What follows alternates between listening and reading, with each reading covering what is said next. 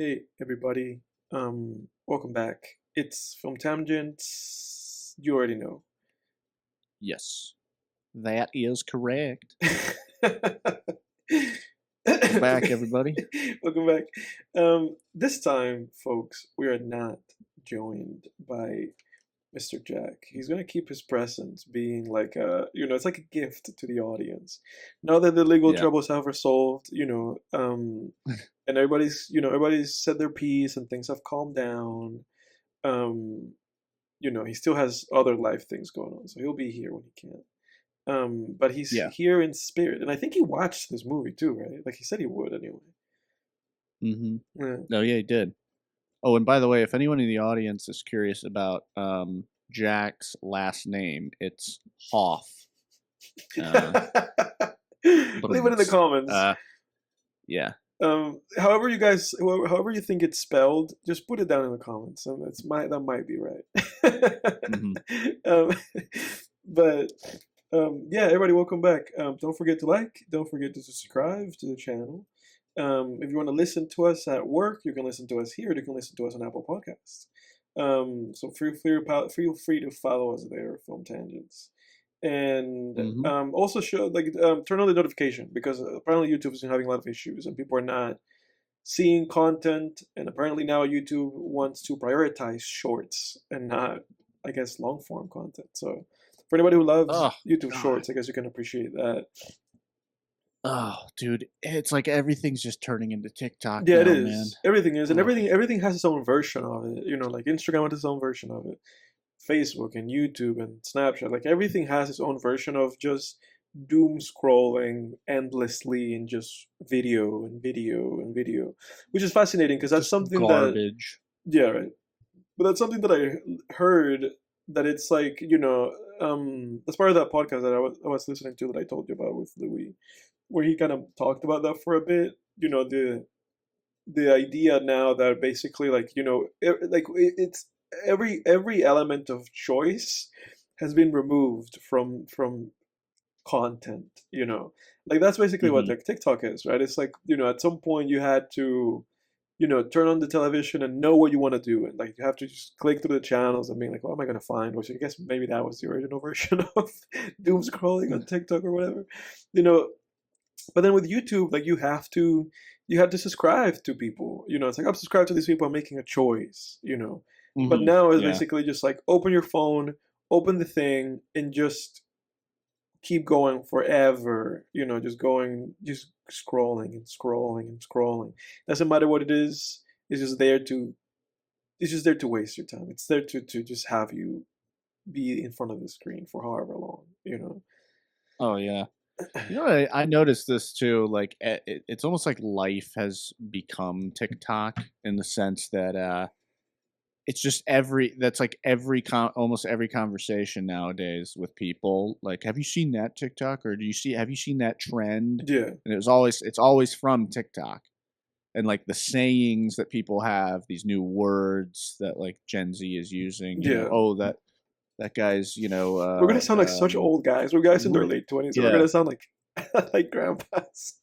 Yeah. Just Riz. Yeah, Riz. Like, oh, that guy's got Riz. And there was one for ugly. It was like a term for if someone's ugly. I don't know. You're more connected than I am. Chopped. Yeah, for sure. Oh, he's chopped. Yeah. He's chopped. Chopped off. And it's just all from TikTok. It's just like that's TikTok. Become life now. Yeah. Yeah. I'll never do. I don't have it. I'll never get on there. Yeah, it's pretty crazy. Even YouTube Shorts, I avoid like the plague. I don't even watch. They're so stupid. I saw one too. There's these two.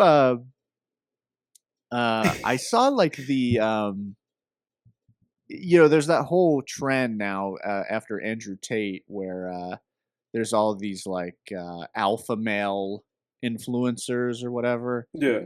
And the two latest ones that everybody makes fun of, it's King Azule and what's the other guy? I forget the other guy's name, but it's like they're just both these like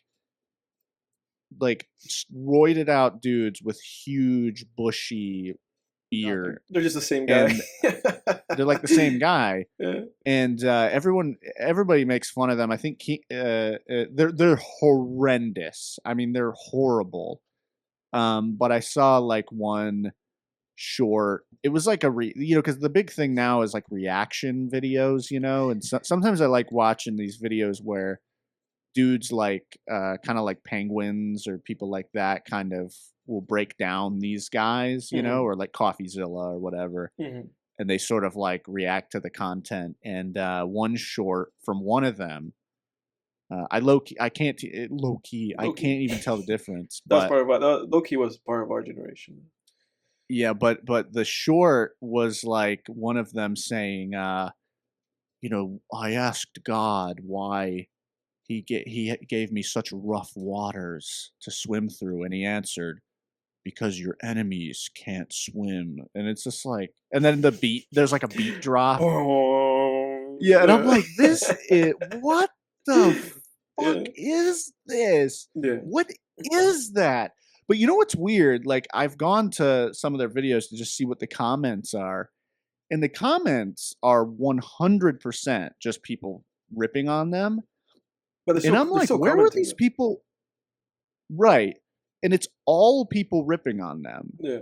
And I'm like, where were these people when Andrew Tate was on the scene? Like, why did Andrew Tate get followers? Yeah. But then, like, these guys just get made fun of because it's the same thing. Granted, I will grant two things to Tate. One, he was an actual kickboxer, so he has that little tough guy, like, thing going on. Yeah. Although he was kind of a joke, but, whatever. And then two, Andrew Tate, I guess, is a little more eloquent than they are. Yeah. Still stupid. Still extremely stupid. But a tad bit more, has a bit, I guess, a bit better vocabulary is all I could really say. Well, it's interesting, Barry, because... But it's just stupid. And I'm like, where were all these people when Andrew Tate came out? Yeah. What? Like, I don't know. It's funny, though, because I feel like, like, if these guys are like clones, right, like replicants, it always feels like the clone is... it's like the clone is like an essence boiled down, right? It's like, it's like if Tate was like, if Tate is like a like the newer version of like a guy from like the 90s or whatever, these guys are like now him, but it's all boiling down, like the guy who probably... Tate's the Django Fett. Exactly. And these guys are the stormtroopers. Exactly. There was a Boba Fett at some point. Yeah, exactly. And it's like, it's this oil. It's the donor. Yeah, it's all just boiling itself down to an essence. Like, what's the essence of this creature? Because it's like, how can you, the quickest way of reproducing something is just to identify it, at its essence. And then just be like, let's create something that's just this. It is just pure... unadulterated, ego. Let's just put it out, That's pretty silly. Shane Gillis and Matt McCusker did a bunch of reaction videos to them too, and I saw some clips from those. I need to go watch those, but I try not to spend too much time on even YouTube anyway. But there was the best clips though. The one of them. He like goes on to this like Ty Lopez style podcast, and he's talking about like, oh, I was in counterterrorism, and they were like, well, what faction were you in? And he was like, I can't say, secret. He's like, oh, I can't say. And he was like, they would call me up if there was a terrorist in France, they'd call me up and have him go get him. It's like, dude, you're... And like the interviewer is even like calling him out. He's just like, he like the interviewer's like, well, some might say, you're lying because of X, Y, and Z. And it's like, just say, I think you're lying. I think you're lying. Yeah. Well, like, how do these people even get a following? Oh, the guy is also a convicted rapist, so there's that. So he's got that in common with Tate too. I mean, that should disqualify any and everybody from anybody paying attention to anything they have to say. Yeah, I shouldn't say that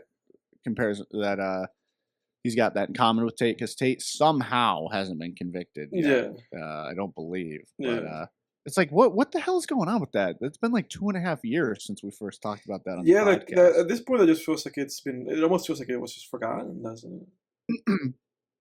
Yeah, I mean, their day in court is still like on the way or something. I think they Really? just keep getting pushed It's just back one of or those things where something. it's like, oh, we'll meet again in 3 years, and it's like, really, 3 years? Like, shouldn't Yeah, justice be and like in now? I know. And like in that time, he's still racking up new accusations. It's like, holy shit, what the hell is going on?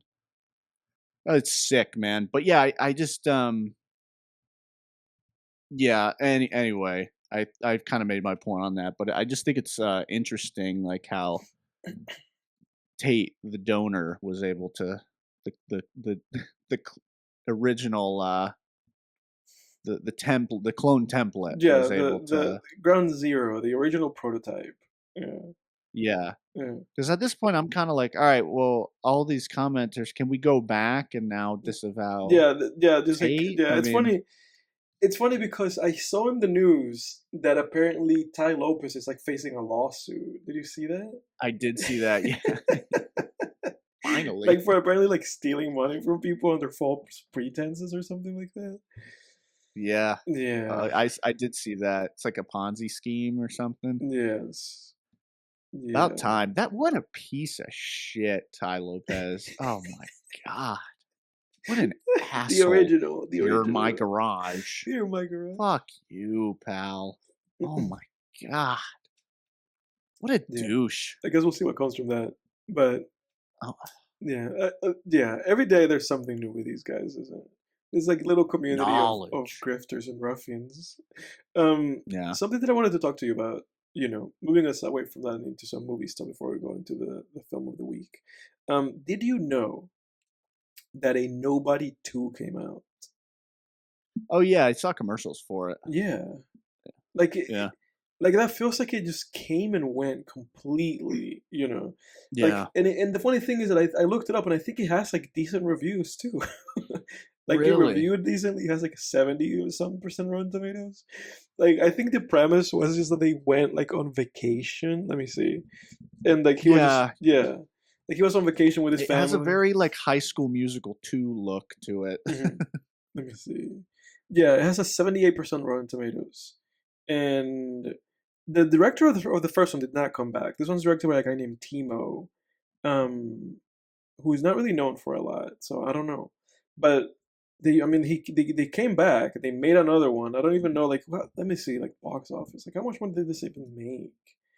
It says it made 39 million with a domestic opening of 9 million. Okay, so what's the budget? Like, is it just like a money printing machine somehow?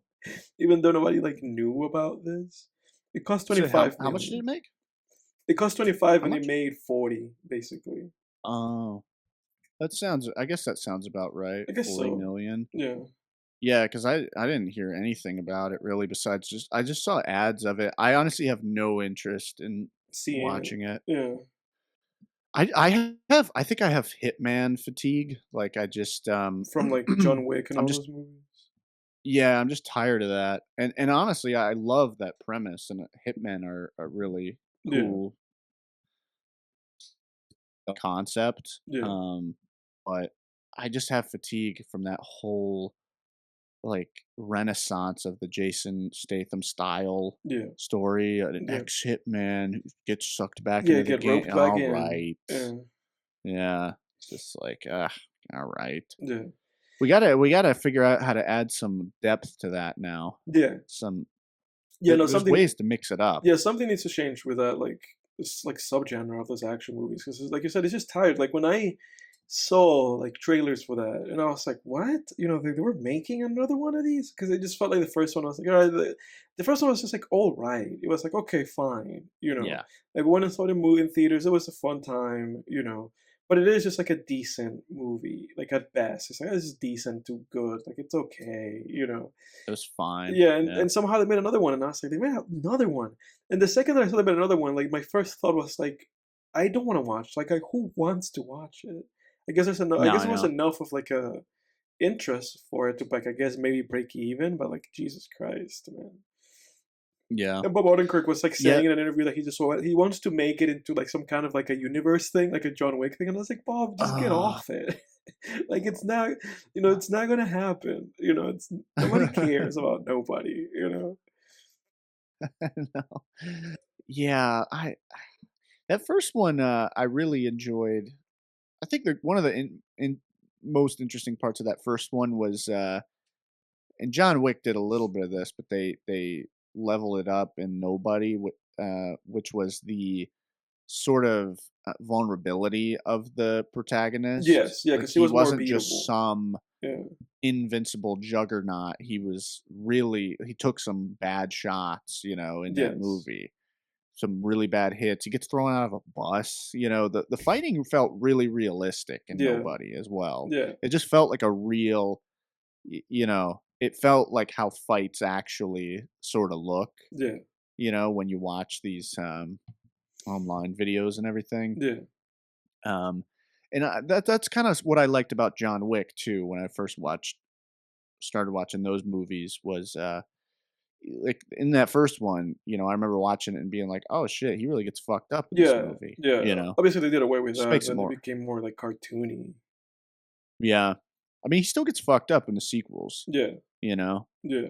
But and that's what they. you would think that would be sort of a no brainer, but I feel like there's a lot of action movies where the guy really doesn't take any damage. The main No, just a character. power fantasy. Yeah, Yeah, yeah. But with Nobody, they kind of, like you said, they really took that up like a notch, and they were like, okay, let's like have this guy take even more punishment, and like not, yeah, it's like barely come out on top of a lot of these like altercations. So that was fun. Like, there's still like a slight interest in me for that movie, just maybe just to see like the action sequences and to see Bob Odenkirk in something. I don't know what else that guy has going on these days. Um, yeah, but that's kind of about it. That might be enough for me to watch it like in 10 years. Be like, oh, let me check out yeah. Nobody too.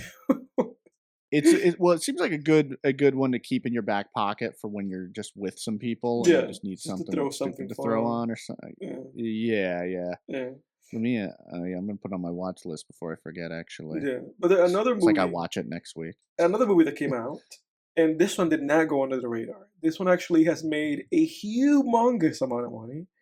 Um, the new Conjuring movie. Oh, did it? Yes. Oh, yeah. I did hear about that. It's like the last one or whatever. Yeah, and like it Last somehow, like rites. I don't know what they've done with the marketing for that movie because somehow it's like I'm gonna look this up, but I think it's like the sixth highest grossing R-rated movie ever, or something like that. It was making a Oh bunch of man. money, dude. I don't know how it's doing it because it doesn't even have like good ratings. Let me see. Oh my god! It made 500 million Yes, I'm almost. telling you. Holy shit! I'm I telling you, dude. mean, It's insane. man. I mean, good for them. The first Conjuring's pretty good.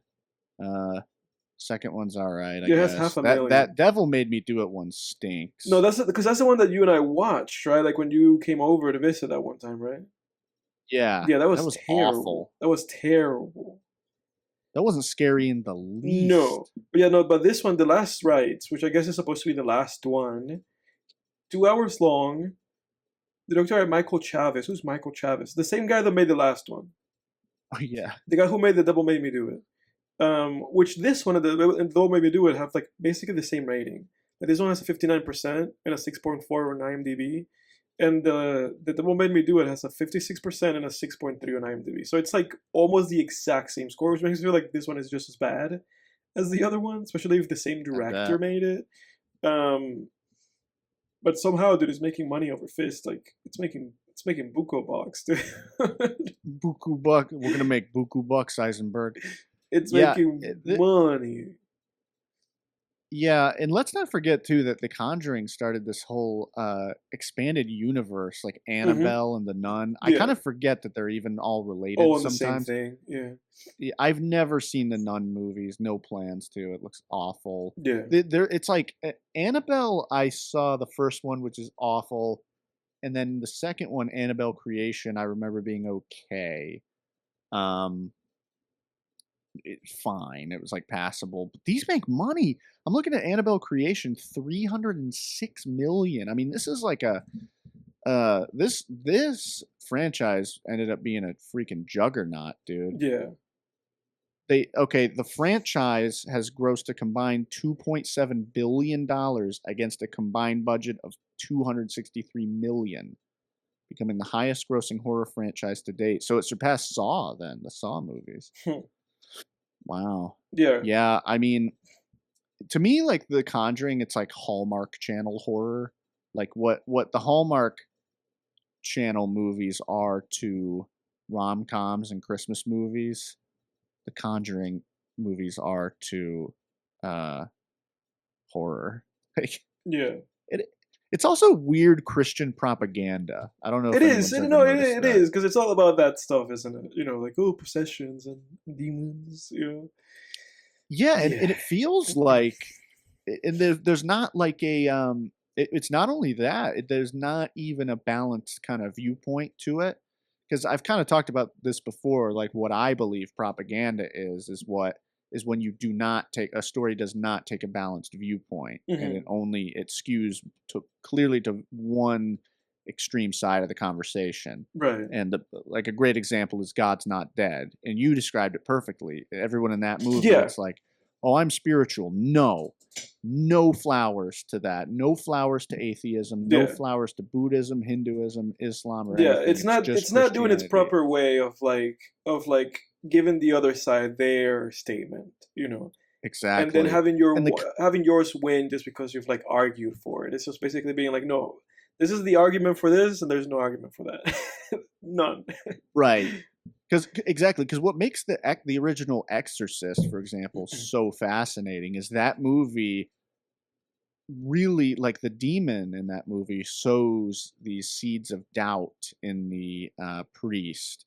And there is an argument that The Exorcist could still be Christian propaganda, because ultimately it's like the priest kind of wins and everything. But it does sort of I do feel like that movie does sow doubt within the viewer too, you know, of like, well, I don't know. It's been a long time since I've seen that movie, so I guess I'm not going to try to articulate it, but I do feel like that movie's a little more nuanced. But I just remember watching the original Conjuring, and then at the end of the movie, there's like this PSA where it like quotes Ed Lorraine, the real Ed Lorraine. Yeah, that's right. Or no, Lorraine is his wife, Ed Warren. Yeah, Ed and Lorraine Warren. So it quotes the real life Ed Warren, and he says something. He says a couple things, and then at the end of the quote, he says something like, "The devil is real, God is real, and it's up to us to decide who we're gonna follow." You know, it's like, so it's very clearly like telling you, like, this is what it is. Yeah. Yeah, I'm like, this is a Warner Brothers movie. What the hell is going Warner on? Brothers. Warner Brothers have a church PSA. Warner Brothers have had a great year, because you know that I think Warner Brothers released Sinners, they released this, they released Weapons, and I think they also released One Battle After Another, the PTA movie. Like they've been just they've been just hitting like home runs after home runs. This has been their year. Yeah, seriously. And I saw like a joke online that people were like, somebody, not a joke, but like a statement that went kind of viral, which is that somebody said like somehow Warner Brothers rediscovered the old studio system of just making like mid-budget movies. And just as long as like two of them like are really successful, like Sinners and The Last Rites and Weapons, all made like $500 million, you know. So it's like, okay, those movies now paid for everything else, you know.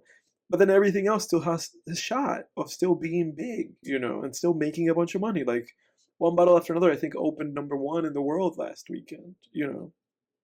So I heard that was great. Yeah, I heard that was great. I've seen a lot of 10 out of 10s, so I'm excited for that. That's like a 4.5 on Letterboxd. Yeah, it's this year's version of Oppenheimer when Oppenheimer came out. So far, anyway. Like in terms of ratings on Letterboxd, that might change as more people see it, and then when it comes out like widely. Because I've also seen some mixed stuff. Like I've seen some people be not great about it. I haven't read anything because I don't want to know anything. And I'm planning on seeing it on Friday. So Oh hell yeah. I might have some thoughts next week. Oh yeah, I'm looking forward to that. Yeah. Yeah, that's an interesting point you made about Warner Brothers. I didn't think of those other ones because I forgot Weapons was even Warner Brothers. But Yes. yeah, Bugs Bunny is whooping Mickey's ass right now. Yeah, dude, they're really doing great, and obviously Disney's Yeah. not doing very good. Like they just keep Hmm. because they keep doing the opposite of Warner Brothers. They keep making these like $3 million movies that need like $1 billion to break even, and people keep being like, nope. And those three You mean million, $300 million yeah, movies $200 million. that My need bad. 3 billion? Yeah, Yeah, $300 million. yeah. They need 1 billion. You know, but people, Yeah. but those movies keep making like half a million. I mean, half a billion Yeah. rather. I keep fucking up. Yeah. Because like the Fantastic Four came out this year, and what is it? That other movie, like the Thunderbolts or whatever, came out this year, and like all of those Shit. movies basically made just like 400 million. You know, but the budget is like insanely inflated because they're paying for all these big stars and they're paying for all this VFX, and it's bananas. You know, like I Yeah. think the Superman movie also made like I think just over 500 million Oh total. yeah, Superman. That's another Warner Brothers thing. Yeah, it is another one of other thing, and it did break even. I think it made more money than just break even, but it wasn't like a blowout success. So it's interesting because I think we are entering in filmmaking. I think we are like that's my hope anyway that we're entering like a new age of film budgeting. You know, and maybe exiting a little bit of this kind of superhero BS. But I guess we'll see how that goes.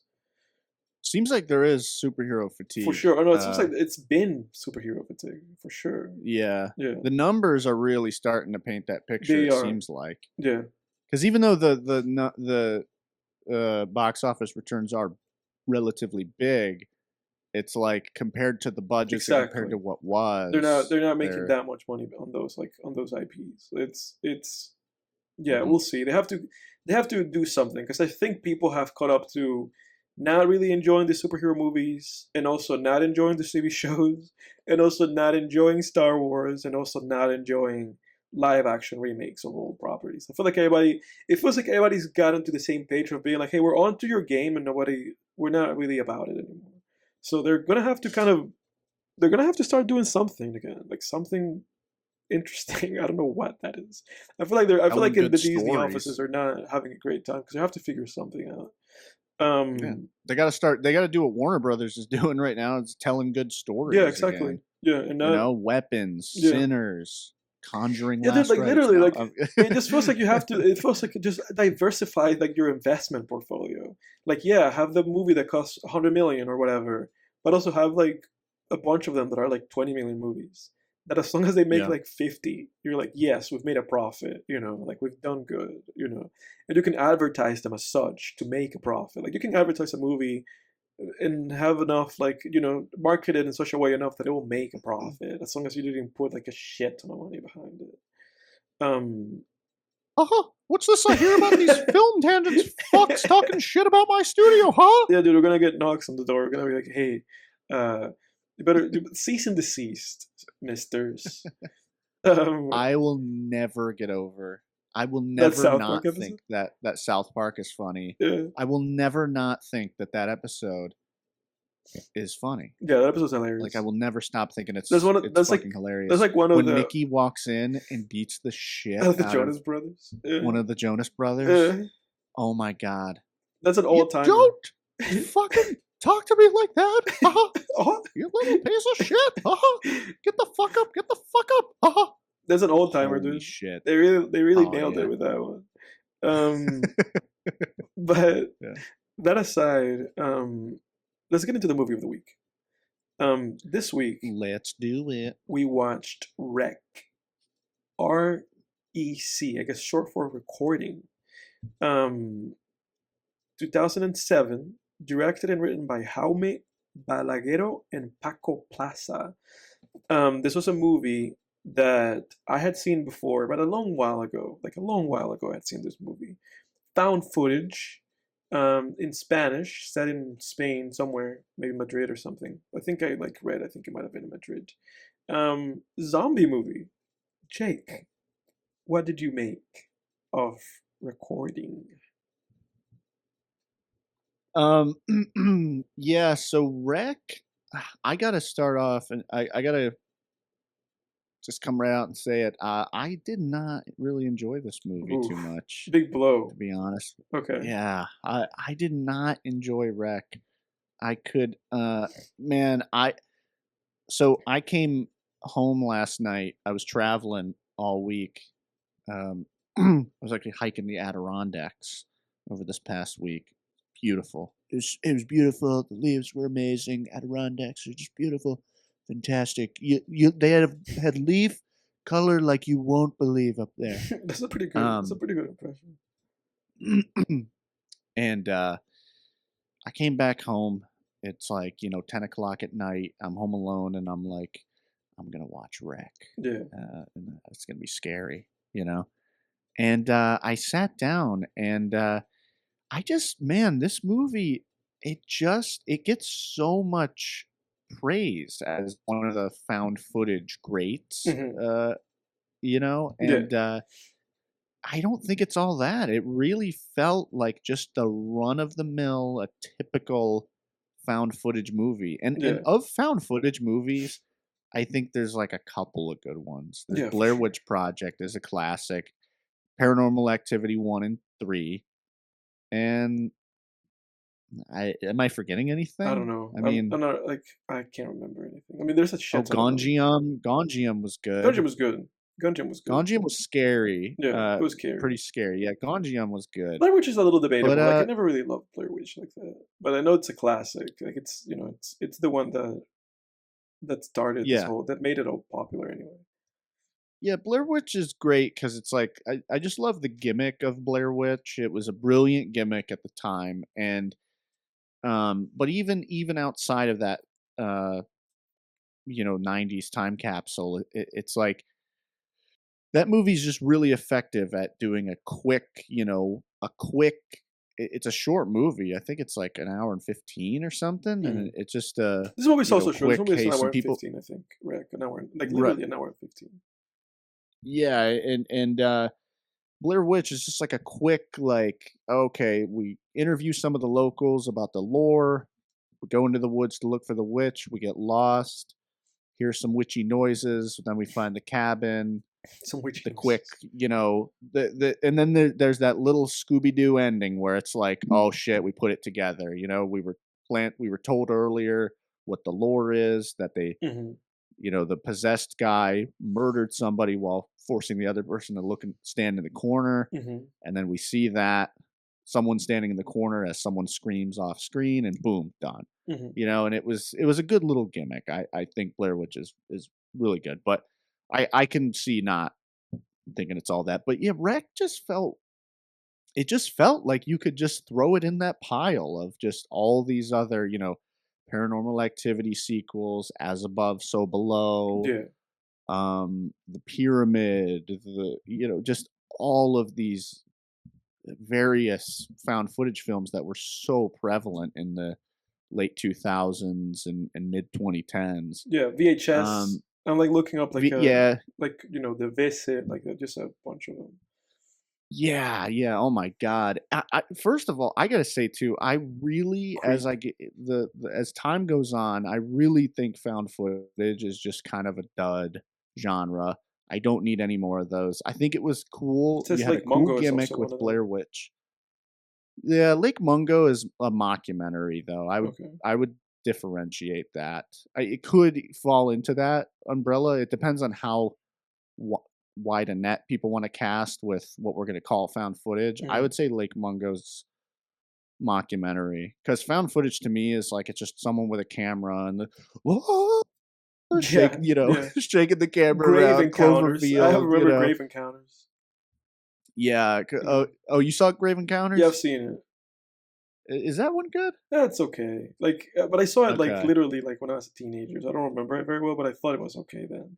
If I thought it was Yeah. only okay when I was a teenager, now I'd probably watch something like this is crap. Yeah. So Seems like Gonjiam is like the same exact plot it's Grave too. It's like a Encounters. ghost hunter show. Yeah, for sure. Yeah, yeah.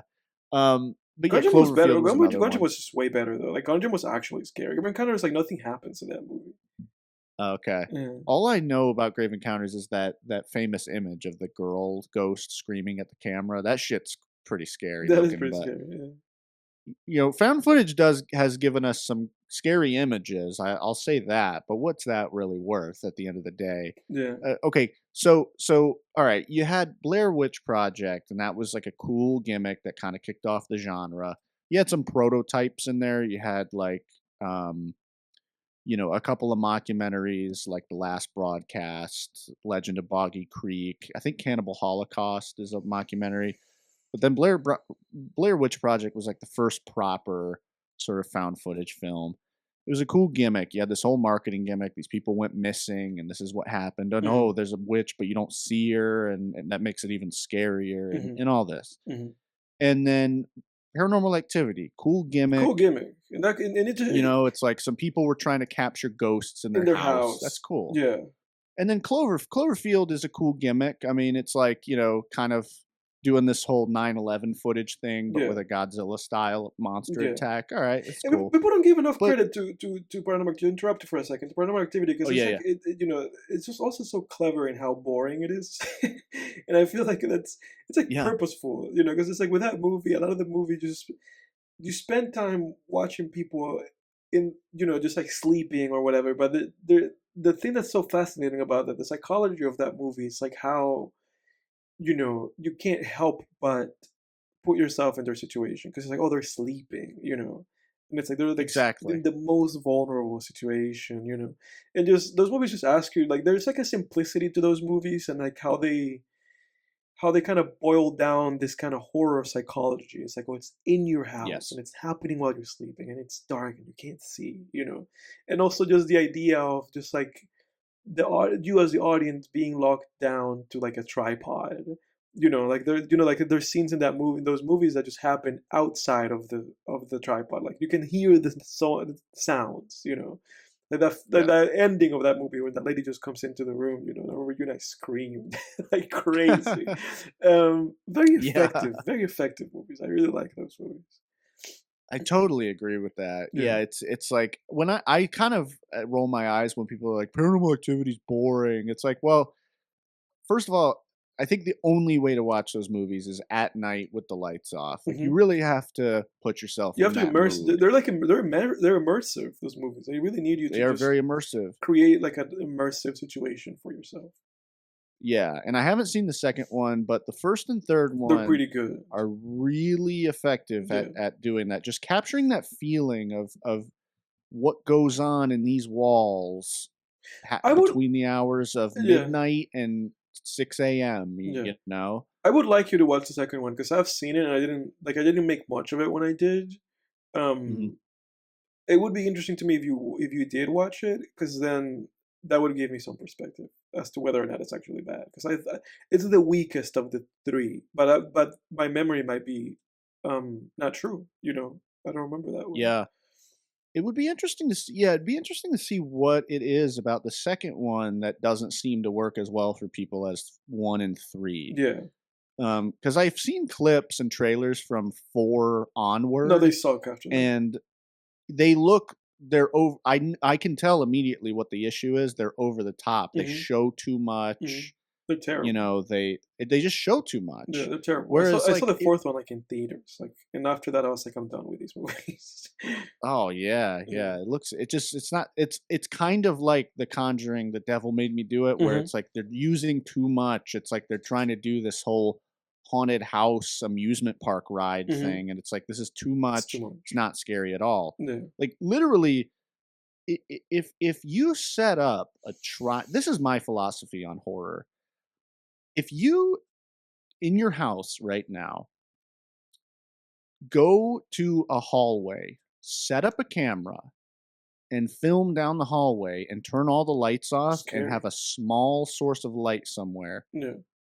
it that will look scary if you Yes. watch it back. You know Yeah. what I mean? Yeah. It really is about horror is about that simplicity and hmm things unseen. hmm And I swear to God, I think a 90-second video of a dark hallway with with a grainy camera It's scary can as be hell. scarier Yeah. than a lot of horror Well, movies because out also, there. not a found footage movie, but also like that movie Skinamarink. I think that was so powerful about Yeah, that movie.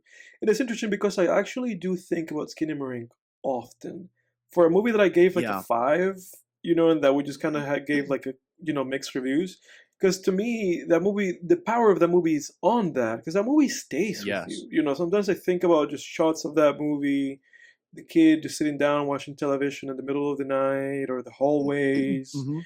and again, just like that face of that, like the mom, quote unquote, face at the end of that movie, with this Yeah. like blurry, like weird face. Yeah, Yeah, the that movie. muffled sounds of kids' Yeah, cartoons.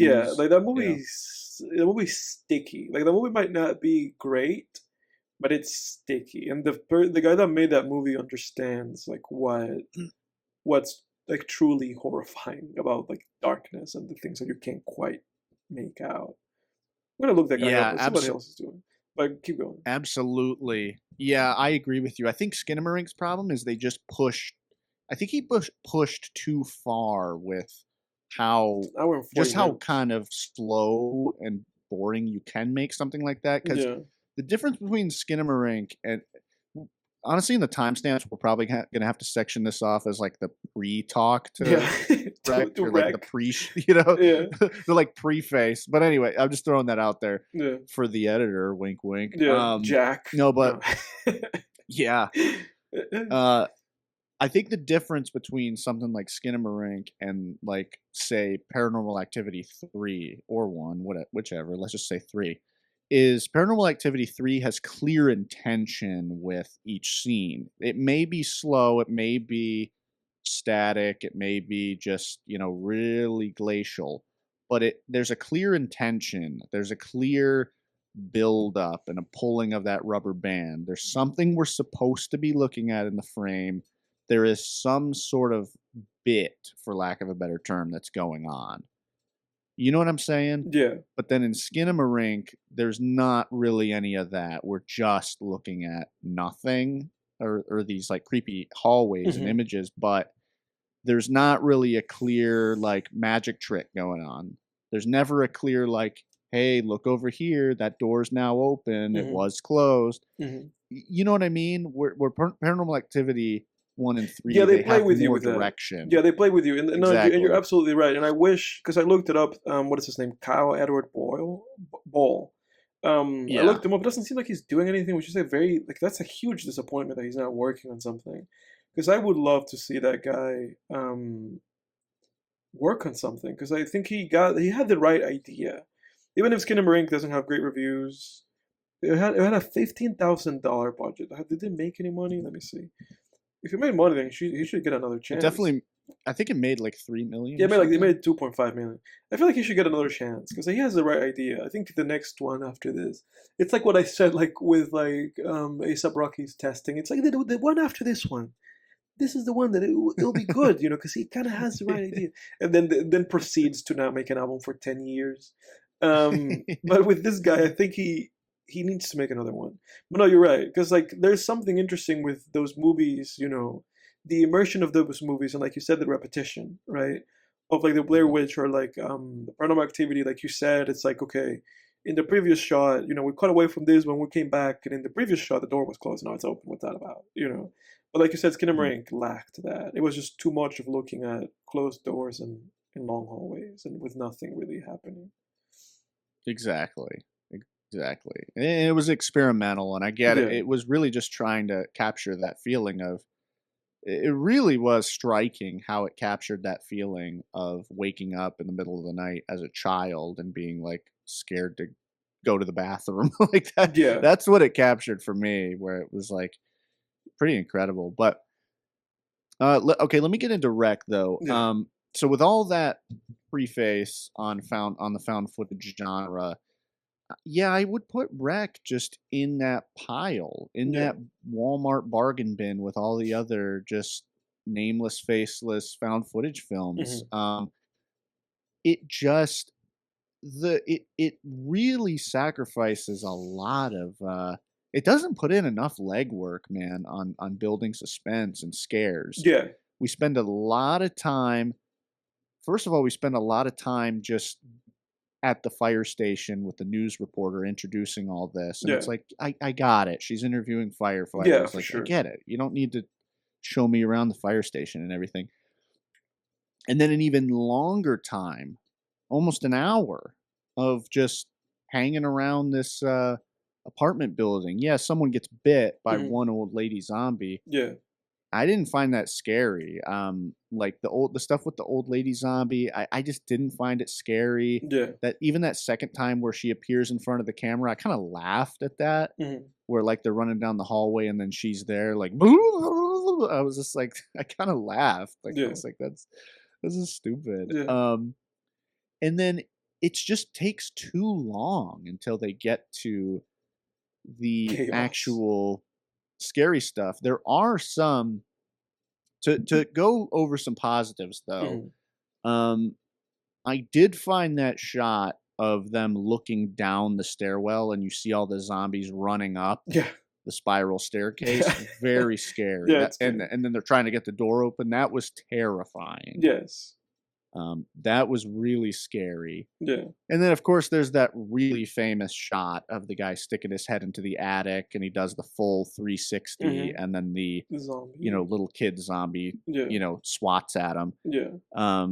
Very effective. That was pretty scary. Yeah. Um, I did find some of the lore Yeah, interesting. it's I was interesting. surprised that they Yeah. actually brought in a supernatural element to it Yes. with the Vatican and all the religious Mhm. I like that. stuff. Yeah, I found that very interesting because Yeah. yeah, like virals. I kind of talked about this with weapons, but I think zombies, like you can do more interesting things with Yeah, for zombies than sure. just viruses. Yeah. There's a whole plethora of zombie stuff out there that's not just that George A. Romero variety. Mhm.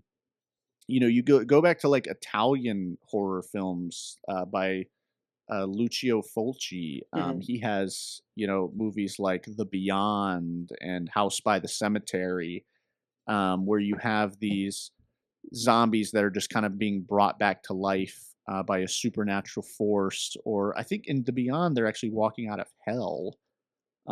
There's like a portal to hell, and the zombies are walking out of it. So it's like Call of Duty zombies, Mhm. but instead of walking out of some, The spawning area, dirt. they're just walking out of Yeah. hell Yeah. and tearing people up. Um, Michael Jackson's Thriller and Return of the Living Dead have the whole you know, zombies coming out of the grave Mhm. thing going on. You got voodoo zombies. Like there's interesting stuff to do with the Yeah. lore. Yeah. And I was pleasantly surprised Yeah, by that because in this because one, how they added because a demonic element to it. yeah, because the movie tries to throw you the movie plays with the lore a little bit, right? Because at first it's like, oh, there's a sick person in the building, right? They said like the grandfather of like the Japanese family. They're like, oh, it could be him, So you have like, I wrote it down. I said you have the old man, and also you have the old lady. You have the sick old Japanese man, and then you have the sick lady from the lady that they first, go and bite the police guy. And then they throw in like, oh, the dog is sick, And so then for a while it becomes like it was the dog, for a bit. Hmm. And and that's when they were like, oh, the dog was the little girl's dog. And they bring that back in because at some point the lady interviews the little girl. And the little girl's like, oh, I have a dog, but he's sick, so he's at the vet. And then later in the movie they go like, it was a dog that was at the vet, and the dog, and then they kind of put that together, and then for a bit it's the dog. So the movie's like the dog, Yeah. it's like a dog virus, it's like some kind of rabies or something. But Yep. then, like you said, then they introduce this kind of religious element, and they go like, oh, there was a weird thing with this girl that was possessed, and at some point she was in like the Vatican and in Portugal, and now she's here, and this guy apparently has been doing a bunch of experiments, and he like sealed her, you know. And then it's like, oh, So that I found that pretty interesting. Yeah. Yeah. Oh, I did as well. Yeah, that was cool. I liked the Evil Dead style recording, tape recorder Hmm. too, where they're just, Yeah, I like and that. listening to this Because I thought creepy that, kind of voice talk about the findings of yeah, the church or whatever. yeah, no, because that's like you said, that's really fascinating. It almost felt like video gaming to me because there's a lot of video games where especially like Yeah, those survival horror games. yes, and also like those like Batman games, like because I played like Yeah. last year I played Batman Arkham Asylum, and a lot of the time in that game, one of like the things that you do is you stumble across a bunch of like tapes, and every time you Mhm. find one, it just plays it. This kind of really spooky sounding guy, and it gives you some context as to the asylum. And as you're I kind of love that. walking, yeah, and as you're walking around as Batman, investigating, you have this thing playing in the background, like, I was here in 1947 when we found the asylum. And it just kind of adds this like weird spookiness to this whole Batman thing. Yes. And when that happened in the movie, I was like, oh, that's great, because they're playing the sound of this guy, kind of giving some context. And they're also looking around the room, and she's kind of like freaked out and being like, what's his name, Pablo or whatever. It's like, Pablo, look, look, and you're just like, oh my God. But I like that. Yeah. I found that really cool. And I like how they use the pretext of the video, right? Because at first, like you said, it's like, oh, we're just recording these firefighters.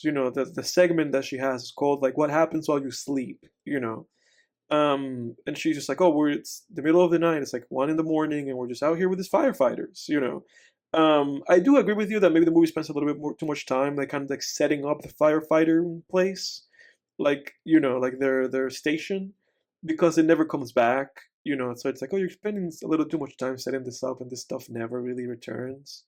um, Although, like, when you look at it through the context of, like, what this was supposed to be, which was supposed to be like a late night thing, it kind of makes sense. But it doesn't make sense for the movie to have that 10-minute, like, segment. Because the movie starts right away. Like, from, like, second five, the movie starts. Um, but again, I do like the pretext. I do like the idea behind why this footage exists. Because then when they get when they get involved in this whole zombie thing, then it becomes like, oh, we have to shoot this for posterity so people know what was happening in this building. So I like that. And I like kind of like the meta element of the video too, and the point where there's a point where she says to the camera guy, she's like, I need to see that footage again, and then he like rewinds it. So there's a few things that they do with the medium that they're using that I found interesting. That you don't really. I felt like I didn't see that too much. Like even when in these genre, I can't recall like seeing them do that. So I liked those. Those are positive on my ends. Like, do you have anything else that you feel like was like good or that you thought like was really interesting? Yeah, I agree with you. I did like when he rewound the video and Hmm. watched it over, but a caveat there, I liked it, but then I didn't because they didn't do anything interesting with it. I thought Yeah. he was gonna see something additional in Yeah. it. I thought she was gonna be like, "Okay, pause it there," and then you were gonna see something interesting that added a layer to it. Hmm. But it's like they just watched it back for no reason. Yeah. So I thought that was weird, but Yeah. I did like the concept of it. Mhm. And yeah, I love the setup in these movies. Like you got to have that setup. I Yeah. mean, like her being like, "Oh, this is our segment. What happens when you're sleeping?" And yeah, I love that setup. Same with Blair Witch, Mhm. where they're interviewing the townsfolk. Again, it gives it that whole Scooby Doo vibe, It's that funny because that's build also up. the setup with like I like Paranormal that. Activity, right? It's like what happens while you sleep. Yeah, exactly. Yeah. Yeah. Oh God. Yeah. Oh god, that's what's so uncomfortable about those movies. But Mhm. yeah, yeah, other positives. Like Yeah, I'm struggling to find them. trying to think. Not really, because my issue with it is that like they really should have just spent most of the movie in that subterranean layer of the place. Because I think really the problem is I just felt too safe during that movie. Mhm. I felt too safe. I felt scare-proof, honestly. Mhm. Like, the old lady running down this well-lit hallway wasn't scary. The little Yeah. girl biting the guy's face, like, first of all, it was like, "Why would you put your face next to her face? You know what happens by now." Yeah. I mean, he turns his side profile to her and is, like, Just bites it. talking to somebody, and Yeah. then she bites him. I'm I like, also "What? I also Don't thought you that know this by she now?" I also thought that she like zombified visually too quickly. You know, Oh, yeah. because then when they find her again, she already has like a weird like decaying face. Like they did more Yeah. makeup on her, and I was like, that's unnecessary because this little girl. The idea here with her is that she just got the infection eventually through maybe like the dog licking her or something, but not because of some wound. So yeah, I think the makeup on her was like a little too much, I thought. Yeah. Yeah, I would agree with that. I didn't think of that, but now that you bring it up, yeah. Yeah, I mean, honestly, they should have gotten through all the buildup and all the quarantine stuff by like minute 30 yeah, at the and then latest, and then spent the rest of the with the movie shit hitting the in fan. that subterranean layer finding or that whatever wherever they are, and not subterranean Like layer, in like an the attic. opposite, right? Yeah, They're in an attic. yeah, Wherever they are trying to escape, because I liked that's when I was like, "Oh, this is getting interesting now." They're trying to find a means of escape, hmm and it's gonna lead them through somewhere creepy, um, and dark, and they hmm should have been there for, you know, I mean, the final 60 minutes of the yeah, but movie, it I was really only the think. last ten And I would have minutes. been on edge the whole exactly, I would have been Yeah, on edge the whole movie. And again, like you said, finding those Arkham style clues hmm and hiding and dodging zombies down there, and that would have been cool. But yeah, it just felt like it really wasted so almost the whole movie, and yeah, then we get 10 minutes of that. And then even those 10 minutes I didn't find very impressive. Like once the camera he puts it in night vision, that like witch looking thing down hmm there, that witch looking zombie that runs around, basically the barbarian yeah. It monster. is a barbarian monster. Like How original, isn't I it? just found, yeah, Not that not that was not for this movie, but laughable. for That didn't Barbarian. scare me. Never original for Barbarian. Yeah, If people were doing this like 20 years ago, exactly. Yeah, Yeah, what's interesting about this movie is it's 2007, so this is pre Paranormal Activity. So this is still an. I was surprised by that when I realized that. So this mhm, is obviously post Blair Witch, but yeah, pre Paranormal Activity. So yeah, it's kind of interesting. yeah, But yeah, I didn't find that final sequence scary in the least. Like, I mean, I don't want to say in the least, but I just didn't find it very effective. yeah, Like them trying to sneak around that thing. I know that the filmmakers probably thought, "Oh, this is going to be really scary," and then I know a lot of people probably do think that sequence is scary. I mhm. did not find it. I did not find it scary. I think it was just too. One, it was like too little, too late, and then it's like I want to give an actual reason why it wasn't scary.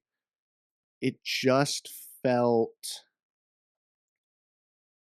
yeah, it just didn't feel that clever. Like they're just kind of sneaking around her, and mm, I don't know. I can't Yeah, really describe why I didn't find it scary. I just didn't. yeah. I did like it though. Um, Like I did like it. I like I like that there was like, oh, I don't have a light anymore. Now it's like having to use a night vision. yeah, I did like it. I found it creepy. Like it did creep me out. Like it did creep me out. It kind of bothered me a little bit, but just because um it bothered me like just because of how kind of useless they are with because they don't like yes, especially like the lady, I forget what her name is, because it's just like be quiet, it's like we need to be quiet, and she just keeps screaming the whole time. It's like, dude, you're gonna get yourself killed, and obviously she did. But I yeah. did, She was a shitty protagonist yeah, too. but I did find it creepy, this idea of like being like we're in pitch darkness and the only thing we have to see is this camera lens, or like the hole of my camera, and there's a creature in the room with us, and he just can't see us. We just have to be quiet. So I did Hmm. like the idea behind that, and I think it worked like more in concept than in execution, but I did find it creepy. Yeah. Okay. Yeah. I will also say too that I think, like most found footage movies, I watch it and I'm just like, this would be a lot better if it was just a regular movie. Why does it For have to be sure. found footage? Yeah. Because found footage, you just rob yourself of so many cinematic things that could have elevated the movie. Like whether it had, because I could be sitting here saying, well, at least it had a good score Yeah. and there were some cool shots and camera movements But there's none of and there that. were some Yeah. cool, and there's not, you don't Yeah. have any of Yeah. that Then in the then the found movie footage thing. relies more and more and more on premise and execution. Yeah. Yeah. Yeah. Yeah. So I gotta say, I really think, I think Wreck belongs in in the bargain bin, dude. I Hmm. don't I don't know what people see, man. Yeah. Well, how do you feel about it overall after your rewatching of it? Do you It, like it less this time around, it's or funny because the only thing that I could remember from this movie was the ending. You know, like that's the yeah? only thing I can remember. And I watched this movie a long time ago. Like Did you maybe, put it? huh? Sorry to cut you off, but did you put this in your top 10 on that Halloween special? No, no, no, no. Okay, okay. I don't I know don't why I think thought so. you did. Anyway, I don't think I did. We would have to go back. I actually don't remember even what I put there, but You might have just mentioned it, I think I might maybe. have I don't mentioned it. know. But based on the movies that I put there, like Audition and The Wailing and stuff like that, I doubt it. I thought I would bunch this up with those movies. Okay. Um, but I don't think so. Like I would have to go back to that top 10 video to actually like know like what my top. Are you going back there? Do you know what my top 10 was? Was it in the comments? Like No, no, I wasn't looking at that. I so the yeah, because the top 10, that 2023 Halloween special, the yeah, timestamps the number. just say the countdown, but they don't say Yeah, I don't the think film. this is So my just keep top it a 10. surprise. Like Yeah. I would highly doubt it. But regardless, Yeah, okay. like I said, I liked this setup, and I liked the kind of the reason, the excuse behind the found footage part of it. I liked the characters. And what I mean by that is that I liked kind of like the tenants, you know. I like when they do that bit where they like interview them because I think the movie has like a sense of humor, that might not necessarily come across like when reading subtitles, but as a native Spanish speaking person, I was like, this movie's pretty funny. Like I was like chuckling a handful of times, just because people are like either so rude, you know, or so like too like backstabby, or just saying certain things about the neighbors, you know. Like when they interview that one guy and he's like, oh, before you start filming, I need to ready myself. And then he starts talking like crap about the neighbors. And then he's like, are you filming? And she goes like, yeah, we've been filming. And it's like, you have to tell me, I have to, so I found that funny. And I found it funny Yeah. when they go into his apartment and the medic guy locks himself like in a room. He's like, I've been bit, and then they're all talking, and and he's saying like, oh, we need the keys to get all the way to the top, and then he like yells something. I forget what it is that he yells, but he's like getting exasperated, and he goes like, ah, he like yells, and then the guy like kills him and grabs him. So there's like parts of that Yeah, movie that I did find funny, and I was like, oh, that's funny, and it felt like that was like purposeful, like, oh, this is purposefully like funny, and they're trying to like make light of this. Um, like you, I wish they hadn't spent so long, kind of like in the pre everybody becomes a zombie phase of the film. But I did enjoy a lot of that phase because it was just kind of like putting us in that situation, and being like, and it almost felt like this like rising hysteria where mhm.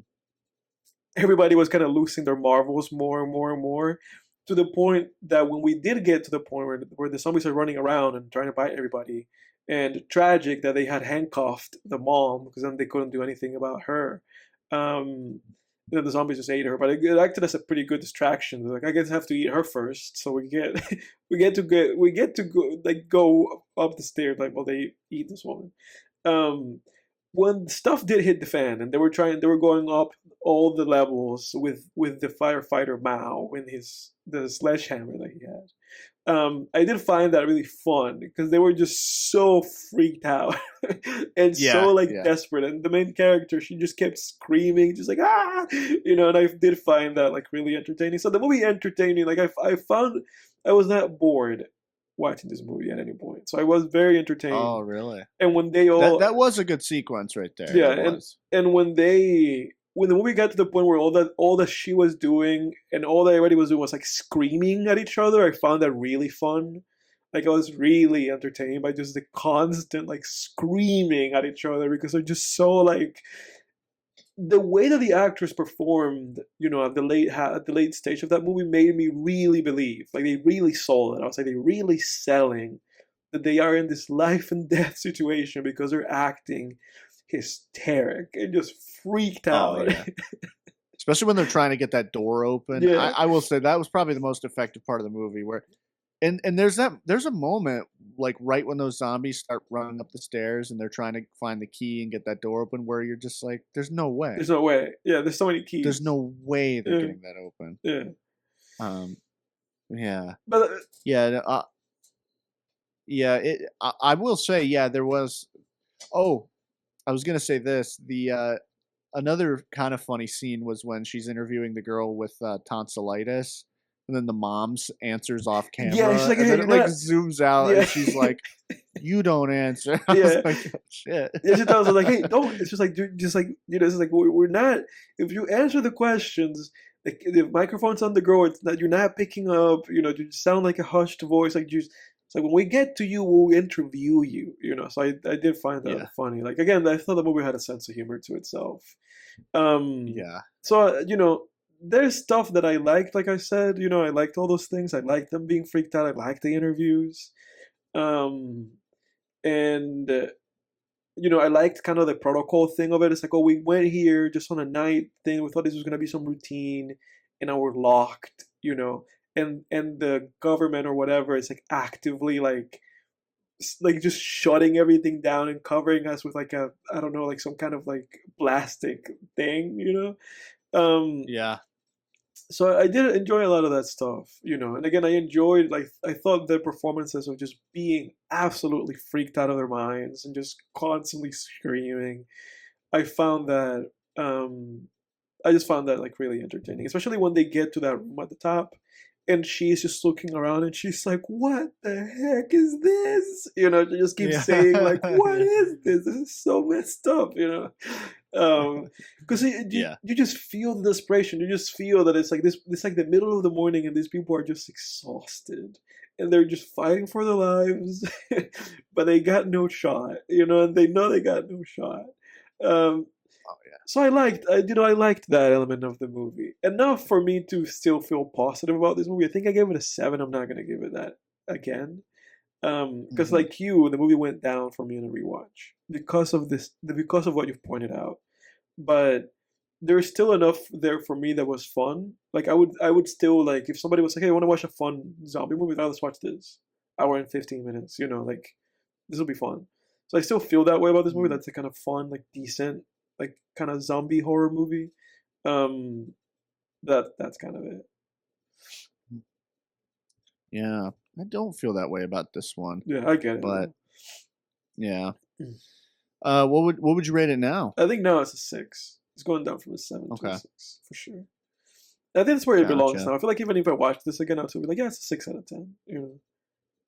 Okay, okay. Where are you at? Yeah, I'd give it a 4, 4 Yeah, out of 10. Yeah, you just didn't cut it. yeah.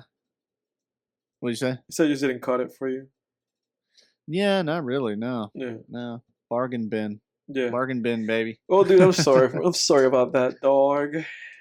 Yeah, you should be. You should feel terrible. Yeah, I feel But no, terrible. I mean, For everybody on the audience, let us know what was your? I know a lot of folks here most definitely have seen this movie. A lot of our listeners. So let us know. Like, what hmm do you think about this movie? Do you agree with Jake? Do you agree with me? Are you somewhere in between? Do you love this movie? This is like a 10 out of 10 for you. Why? Let us know. yeah, I think more people are going to take your side, but people really like this movie. People like this movie, dude. Oh yeah, And there is, I do like that. yeah, That whole setup of like this is a late night TV yeah, show that too. is a clever setup for this movie. Yeah, I mean that's what I really liked about Late Night with the Devil. It just feels because it's something that should just be happy and comfortable and fun. Like oh, it's late night TV. Yeah, Because usually late night TV is just that. It's warm. yeah, There's a warmth and a charm to it, but and then when it turns sinister, it's interesting. yes. But there is a Rec 2, hmm um, which I have been meaning to watch. Like that's been on my to watch list forever, because from what I understand, Rec 2 rather, like just starts right where this one ends. Like right, like it just basically just picks it up. and it came out like a year or two after this one. So I'm very interested in watching the second one. I might actually do like take advantage of the fact that I've rewatched this one. It's fresh this month, and watch the second one. Because I've always wanted to see the second one. Be like, what happens? Like, how does this continue? Like, you know, Right. and I think that, and I do find like kind of like the mythology behind the zombie stuff in this movie very fascinating. So I wanna check out the second one, see what they do. Yeah, for sure. It's interesting because looks like there's It's a 4 of bunch of these, them. Yeah. and these become something else Yeah, it because then becomes 3 and 4 are not no, found footage. no, because they at some point, because I've seen part of the third one, I just like randomly, funnily enough, even before I ever watched the first one, I randomly watched like parts of the third one. Okay. And the third one is just like a completely just like balls to the wall, just like action horror movie. And so then I was like, oh, this is. And then when I watched the first one, I was like, this is not like the third movie at all, you know? Because like you said, the third movie Yeah. is also not found footage. They just kind of do away with that. Um, so I'm interested in the second one because the second one feels like the. It seems like it's the only one that really follows this one up, but then the other ones just kind of do whatever they want. Yeah. The other ones That's just kind of interesting. They feel like they're just took it cashing a in new on the direction. name to make more zombie movies. Yeah, for sure. Yeah, Which, hey, I mean, that's more whatever. power to them. Yeah, Yeah. yeah.